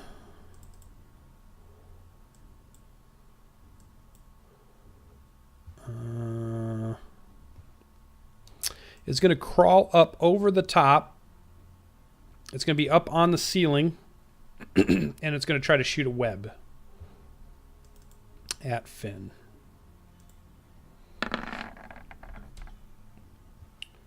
So you see the globule of the web shooting towards you. You dodge out of the way. It hits the wall behind you and does not restrain you. So it was not able to hit you. All right, that is it. Ian's turn. I move 70 feet, and that is my turn. Okay. You guys are way down these tunnels. Coffee's up. Again. 15, 20, 25, 30, 35, 40, 45, 50, 55, 60. I think you'd get about there. Okay. I think this square here. All right. Okay. And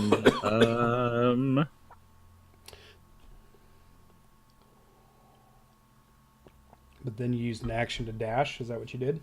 Yep. Is and you would know this better than I. Is Warcaster the thing that lets you use a bonus action to cast a cantrip?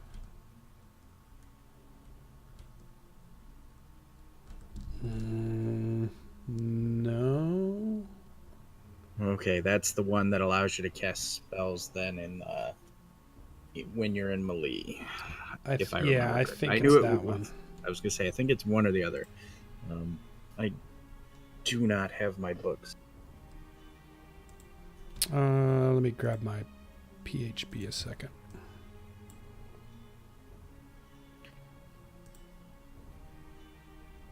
Warcaster? Is that what he has? Yeah. No, that's just the advantage on con saves. You can perform somatic components of spells even when you have weapons or a shield in one or both hands. When a hostile creature movement provokes an opportunity attack from you, you can use your reaction to cast a spell at the creature rather than making an opportunity attack. The spell must be having a casting time of 1 action and must target only that creature. Sweet. That's Okay. it. Okay, well, that's what he does. Whoosh to that position. Okay. Greybeard's up. Now the GB goes into the never, 16's a 16. hit. Yep. Oh yeah. Yep. 16's a hit for 15 slashing. Nice solid thunk. Blue ichor all over the tunnel. 23. 23 would hit. You can describe how that one dies. Like I said, he's in that feral, just winging the axe around, and there's just bits and bobs, legs and blue flying, in directions, and then when he realizes it's dead, he turns and he's like, like he can't get past Finn again, and so he's very like seething mad because he's losing out on an attack. Wait your turn, Stumpy. This is a dwarven battle, though. You're fighting in narrow tunnels. This is like what you do. I know. Tunnel fighter. All right, Finn's up. Unless you're going to try to push past him somewhere again. I don't have the action to create a space unless this one is up above so I can occupy the space under it. Yeah, it is. It is up on the ceiling. It's 10 feet up. All right. So you could technically be below him. I will indeed do that then. I'll move him just so we can see. Put him like here. So he's up in the a hole where they're nesting. 10 feet up, hanging out of the hole. All right. Okay. I will attack in front of me then.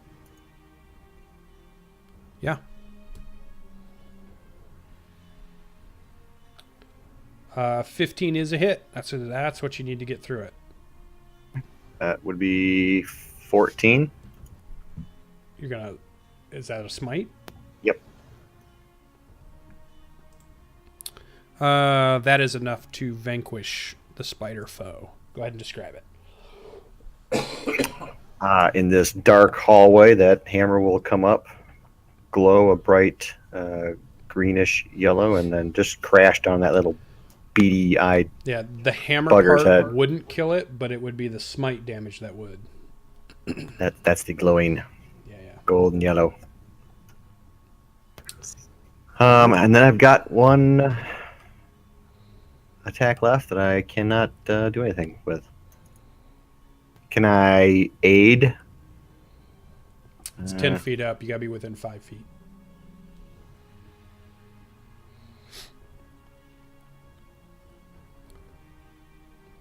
Then I turn and shout encouragements to Greybeard. All right. Ice Spider having webbed. It tried to web, so now it can recharge on a 1d6. So let's roll that. Let's see if it can do that. It cannot. Does not get its charge back. So it comes out. It crawls down the wall to get within 5 feet of both of you. And tries to... roll 1d6. So high roll Greybeard, low roll Finn. Tries to bite Greybeard. All right.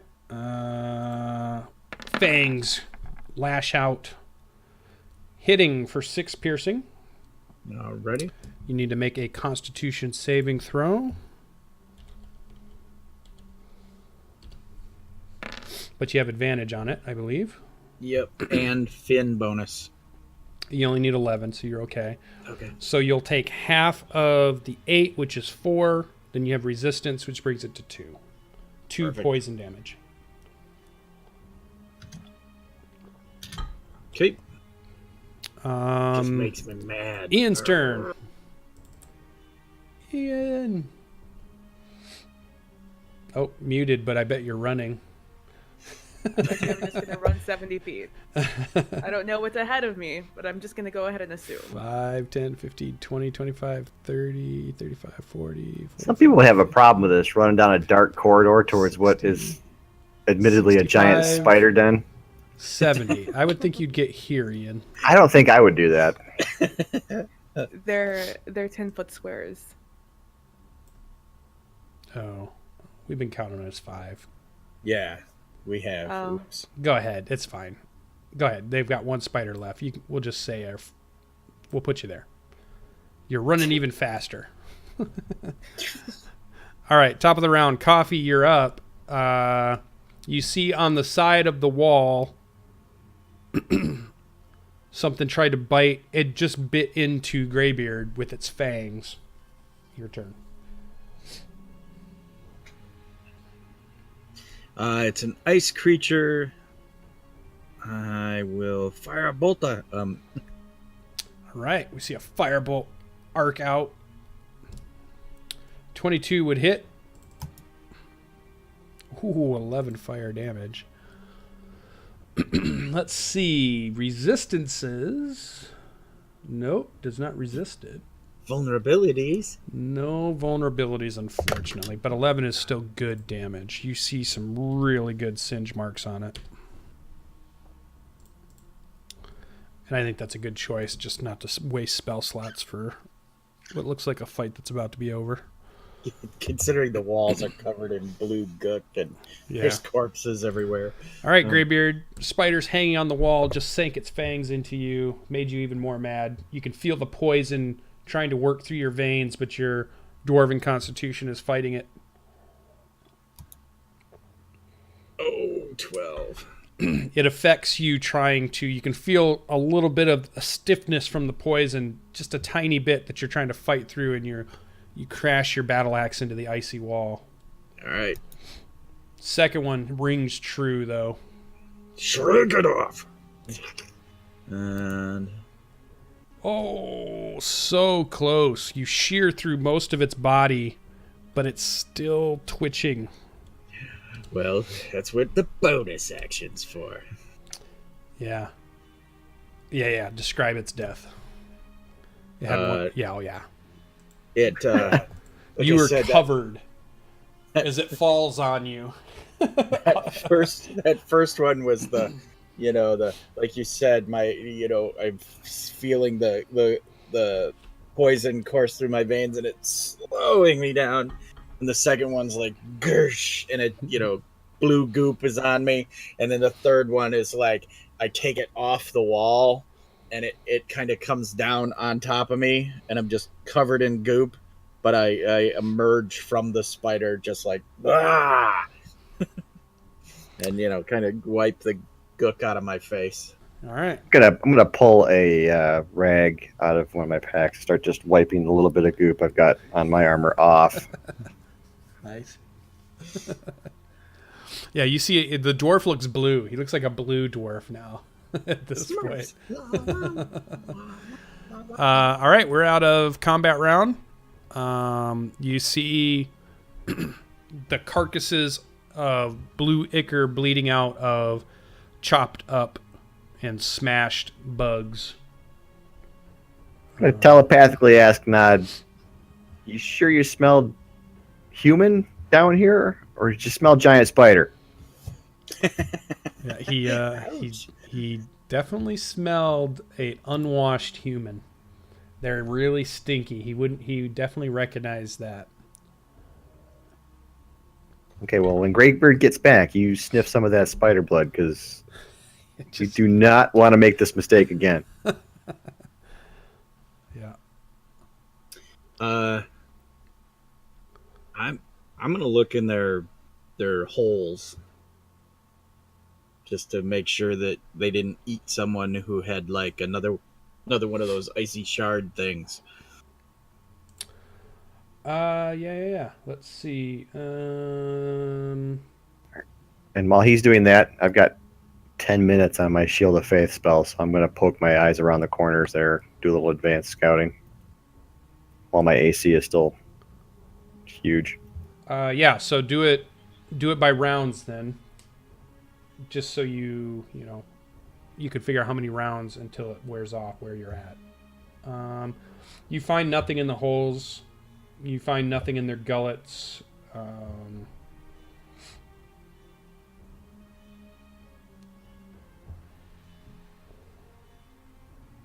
Yeah, nothing, Greybeard. All right. Coffee moves up.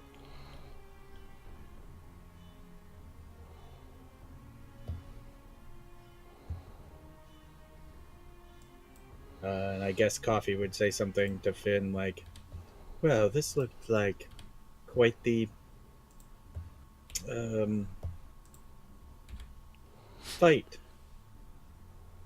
Yeah, a couple seconds of work.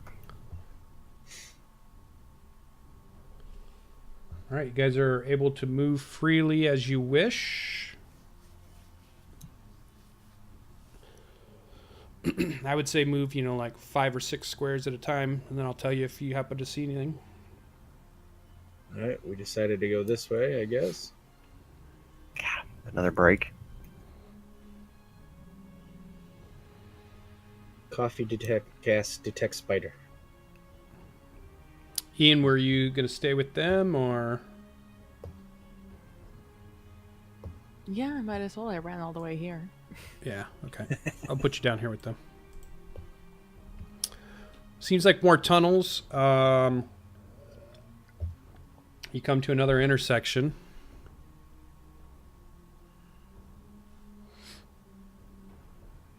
No tracks on the ground.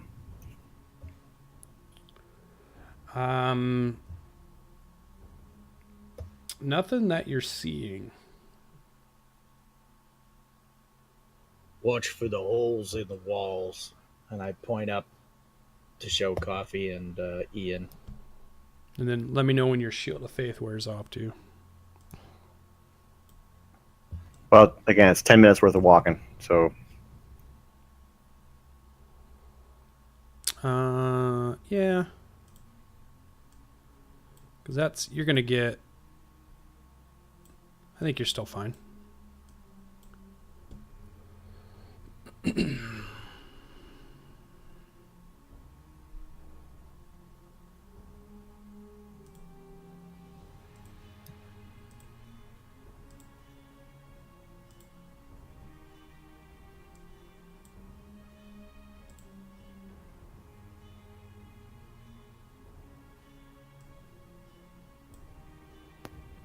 Anything if I give it a listen, one way or the other? Yeah, you hear wind coming from this tunnel. And you can actually probably smell cold air, snow, moisture coming from that direction.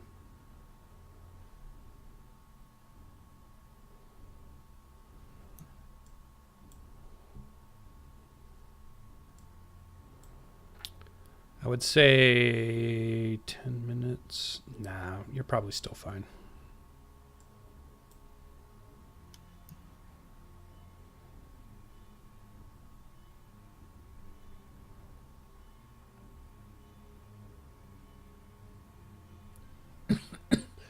When you come into here, it's kind of like, you can see this is more like a natural cave. Has a 30-foot ceiling, so it opens up more. Looks like several rocky columns. The floor is flat and normal terrain. You can see that it's filled with translucent ice spider webs that block quite a bit of line of sight. Each of you that walk into the room, go ahead and give me Finn, give me a perception check. You're the only one that's in the room. Yeah, you kind of think you see what might be cocoons, maybe along the back of the wall or somewhere in the back here. You're not quite seeing it.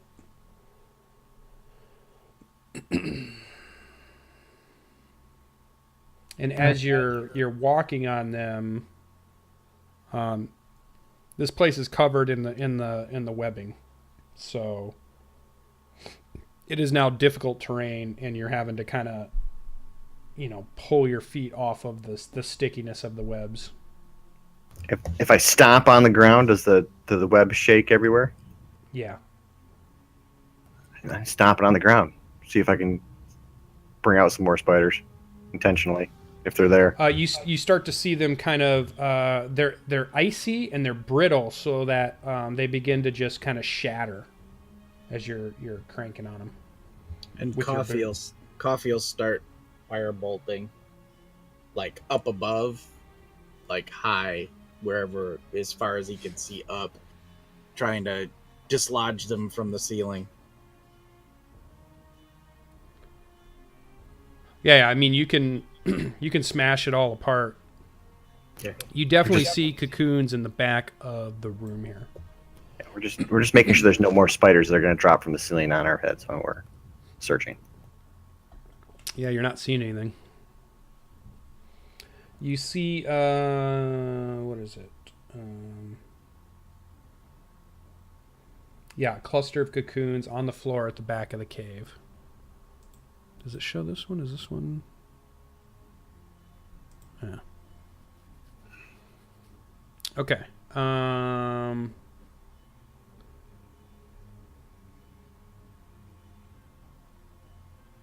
Yeah, so you guys can smash your way through the webs. I'll look at It Greybeard looks to be expectantly. 3 cocoons. All right. I will search the said cocoons. All right, yeah. So you start tearing apart this icy webbing that's kind of brittle too, but you're just ripping it apart. And the first one you uncover looks to be this is a good word, a sanguinated corpse Yes. of a mountain goat. All right. As you kind of move to the second one, this one's a little bit shorter, and you open it up, and again, it looks to be a shield dwarf, clearly dead, wearing what looks to be like prospecting gear, fur cloak, clutching a miner's pick close to his chest. All right. The third one, I'll say a little thing to Doomathon, little prayer to Doomathon, and I fold his arms up and grab. I guess I grab the pick. And Okay. Put it in my bag. Okay. Yep. And then the third one, as you rip it open, it looks like there's an unconscious Uthgard barbarian. Smiles? Female. Oh, Smiles' sister. Greybeard says, "I think we got a live one." Yeah, still breathing, but clearly unconscious. And I step back to let the healer types forward. I'll give her 1 point of health from lay on hands. See if that brings her around.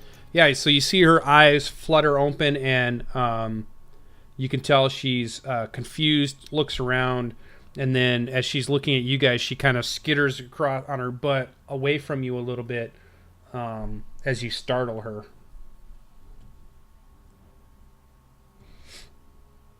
We'll try to calm her down using my persuasion. Okay, so yeah, go ahead.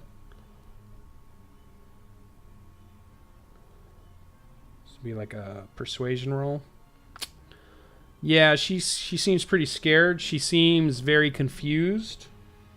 Definitely still very weak.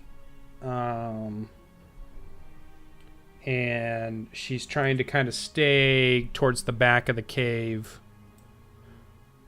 And it looks like she's looking around to her surroundings to try to get her bearings. She's still kind of on her butt, scooting back till she hits kind of the... Oh, let me bring the... I think she's on the GM info layer here. Hold on. We'll give her some water and some of the rations. Just try to talk her down. Yeah, so she kind of scoots back to this wall. Ask her what she was looks doing at you here. Furtively. The ice spiders probably tried to eat you. GB ads. Why in the world were you here?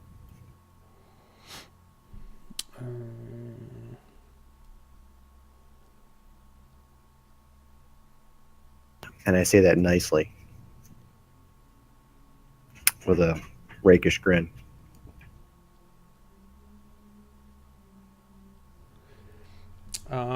Yeah, she says in a very kind of thick accent of common.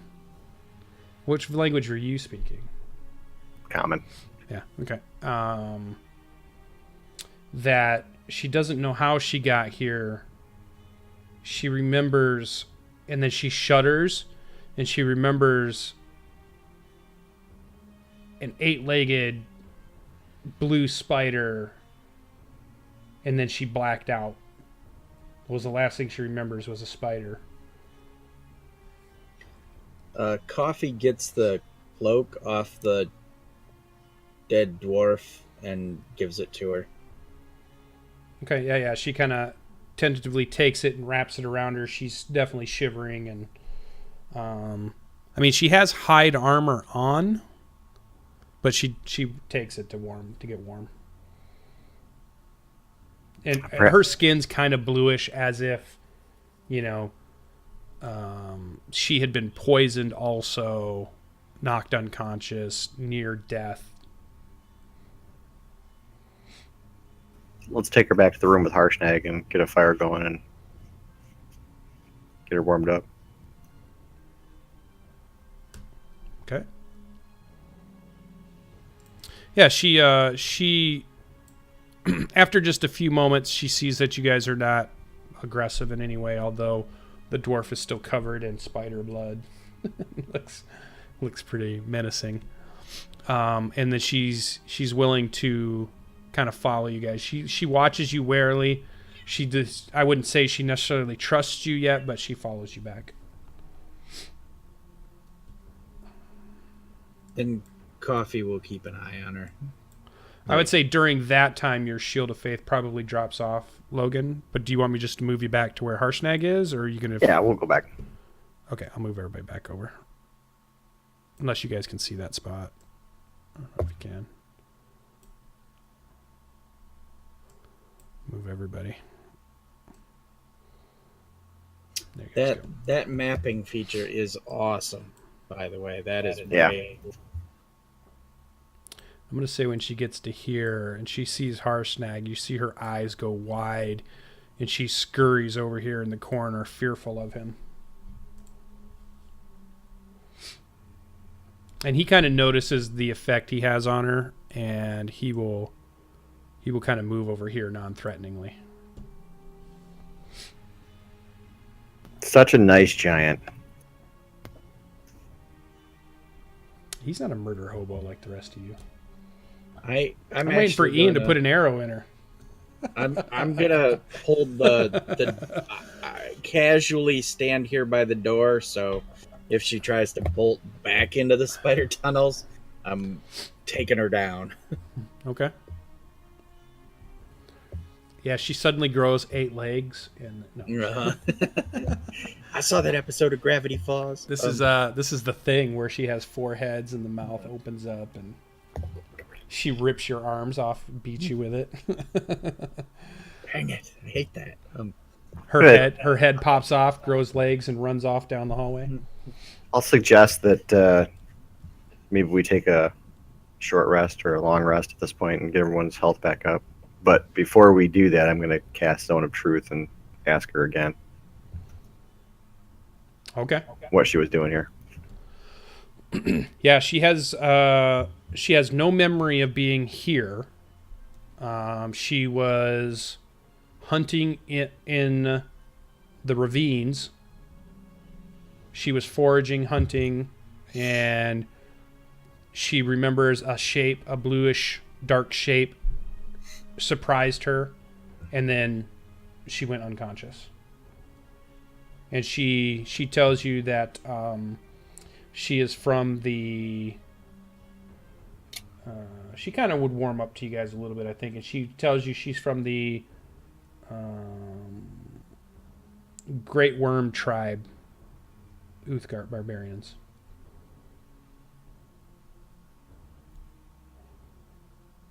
Okay. And I'm going to say, does she have any...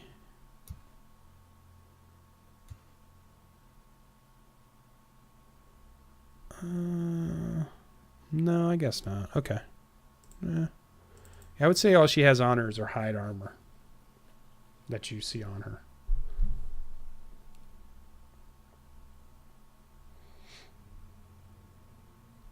I'll ask Nod, is this a smell? Did you Yeah. you manage to catch a grasp of? Yeah, Okay. he definitely says, yeah, definitely unwashed. Stinky human. Barbarian, for sure. She seems a little fearful of the lion also.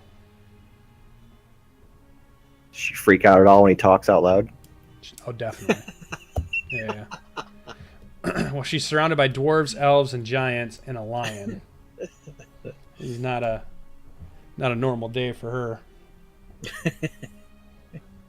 Could be worse. Wrapped up in a She might be in shock at Spider the moment. At web. this point, yeah.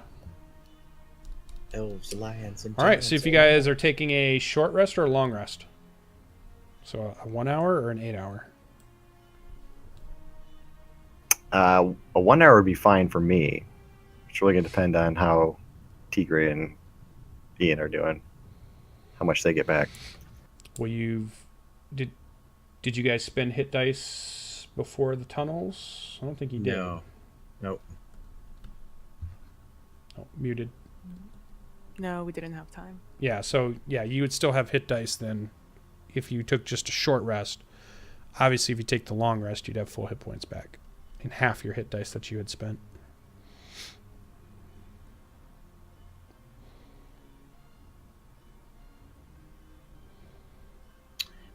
And then because he knows we're gonna take a short rest, he's gonna go ahead and use his second wind ability.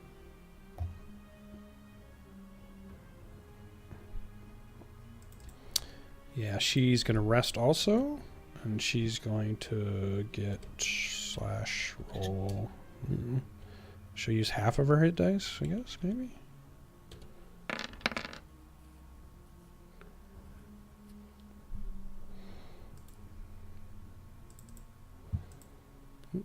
So she's to there. Okay, so an hour goes by. Nobody hears anything. It's still pretty cold. I break out rations from the bag of holding. I guess I also will go ahead and brew some coffee. Okay. As we examine that map that we meticulously drew, we'll just say, do we want to go check out the lower tunnel? Last thing today? Do I keep hearing a cat? Yeah, it's my tavern mystery cat. She's only with us a few more days.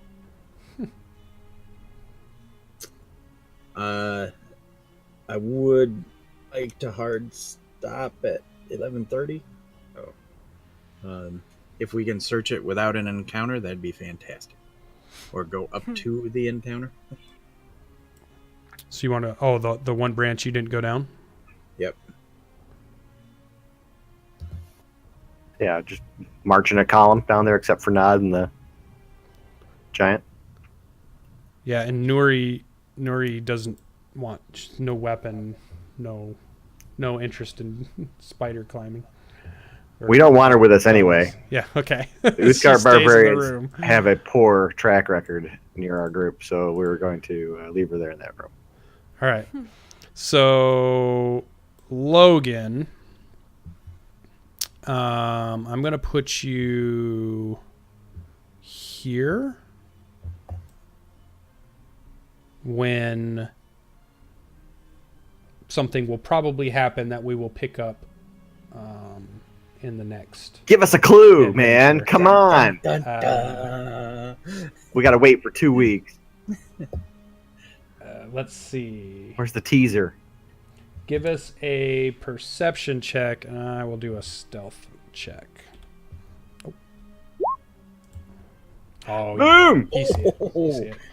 You see what appears to be some eggs, and out of those eggs, as you hit that area, it seems to be a swarm of spiders. You've disturbed the airflow enough that these things come up out of these eggs and just swarm out, and they are... Let me show you where they're at. GM info. And then everybody, I assume, is right behind him. Yeah, but we can't see anything because... I'll move you here in just a second. I still don't think you'll see what he sees. Okay. But yeah. And then yeah, you guys can just kind of go up to where he is. in whatever order you wish to be in. And you see a swarm of spiders, as it were. Little baby, smaller ones, about the size of like cats and dogs, and just a whole wave of them. I'll move you here. Hold on. Like 100, 1,000. They call it a swarm. Creeping death. Creeping death. Yeah, I'll give you a. What's the marching order? Finn, GB, Ian, Coffee, or Coffee. All right. Ian, So.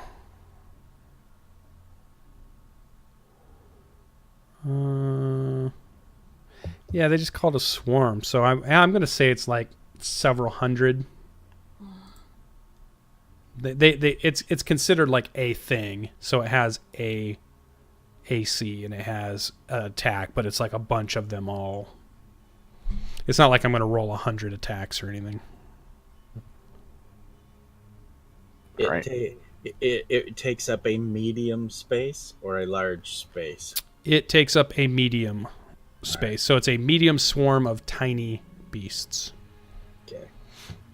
And they're all crawling around and moving around. And are they the icy ones? Swarms can occupy another creature's space,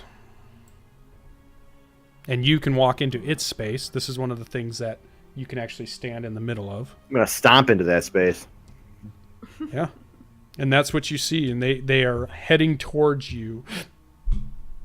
We'll roll initiative. We won't roll initiative now because the other group on Thursday is going to need the initiative tracker.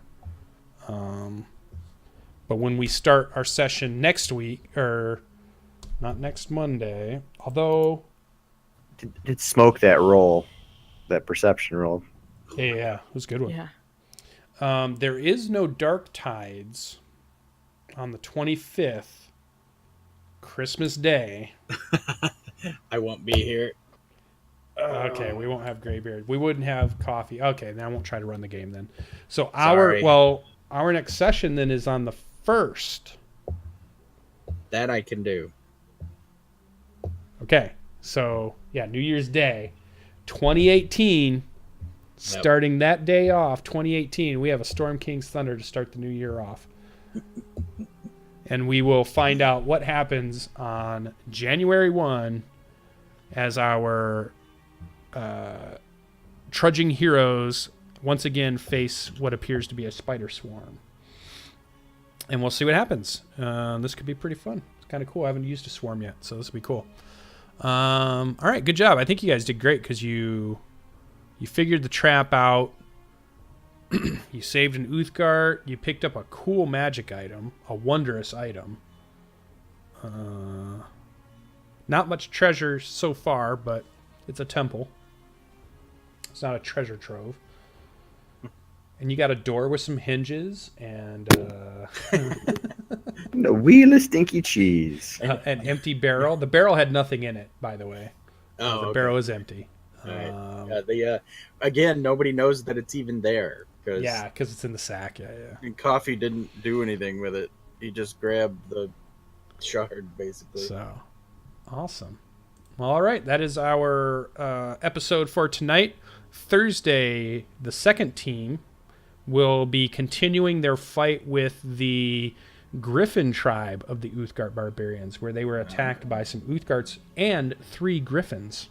So they are in a fight with Griffins out in the hills south of Longsaddle. So swing back by on Twitch to watch that fight complete, and then we should have our new cast member joining that group that night also. So Nice. Inert Josh will be joining us, and we'll do all the introductions and such on that. And those guys will be a group of 4, just like you guys are a group of 4. So What's he coming in with? solid. Fighter. Yep. Those guys at the end of this battle will hit 7. Like you guys hit 7 after you finish the stone giants, right? They are 6, and once they finish this fight, if they make it through the Griffins, because it's been a pretty good fight for them, but if they make it through the Griffin fight, they will hit 7. So everybody, and that timeline is the Griffin fight is, I want to say, as you guys were just getting to the mountains. You were just getting to them. Yeah. So it's just before the stone giant fight for you guys, timeline wise. This is happening to them further south. So, all right. Other than that, stay tuned for more Dungeons and Dragons goodness. We'll probably play some other games or stuff throughout the week, or we might just stream stuff like, I don't know, Borderlands or whatever else we play. Yeah. While we're all having some vacation days, so keep an eye out. Make sure you go I'll be check eating out piment tacos.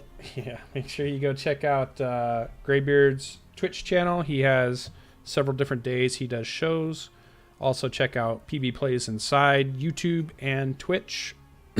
Also has mini videos and things you can watch. Keep an eye out for all the games she's playing. And then that is it for this crew. So everybody have a wonderful night. Thank you for coming, all of those you in chat, and we will see you in the next episode, Thursday night. Bye-bye. Happy holidays. Happy holidays.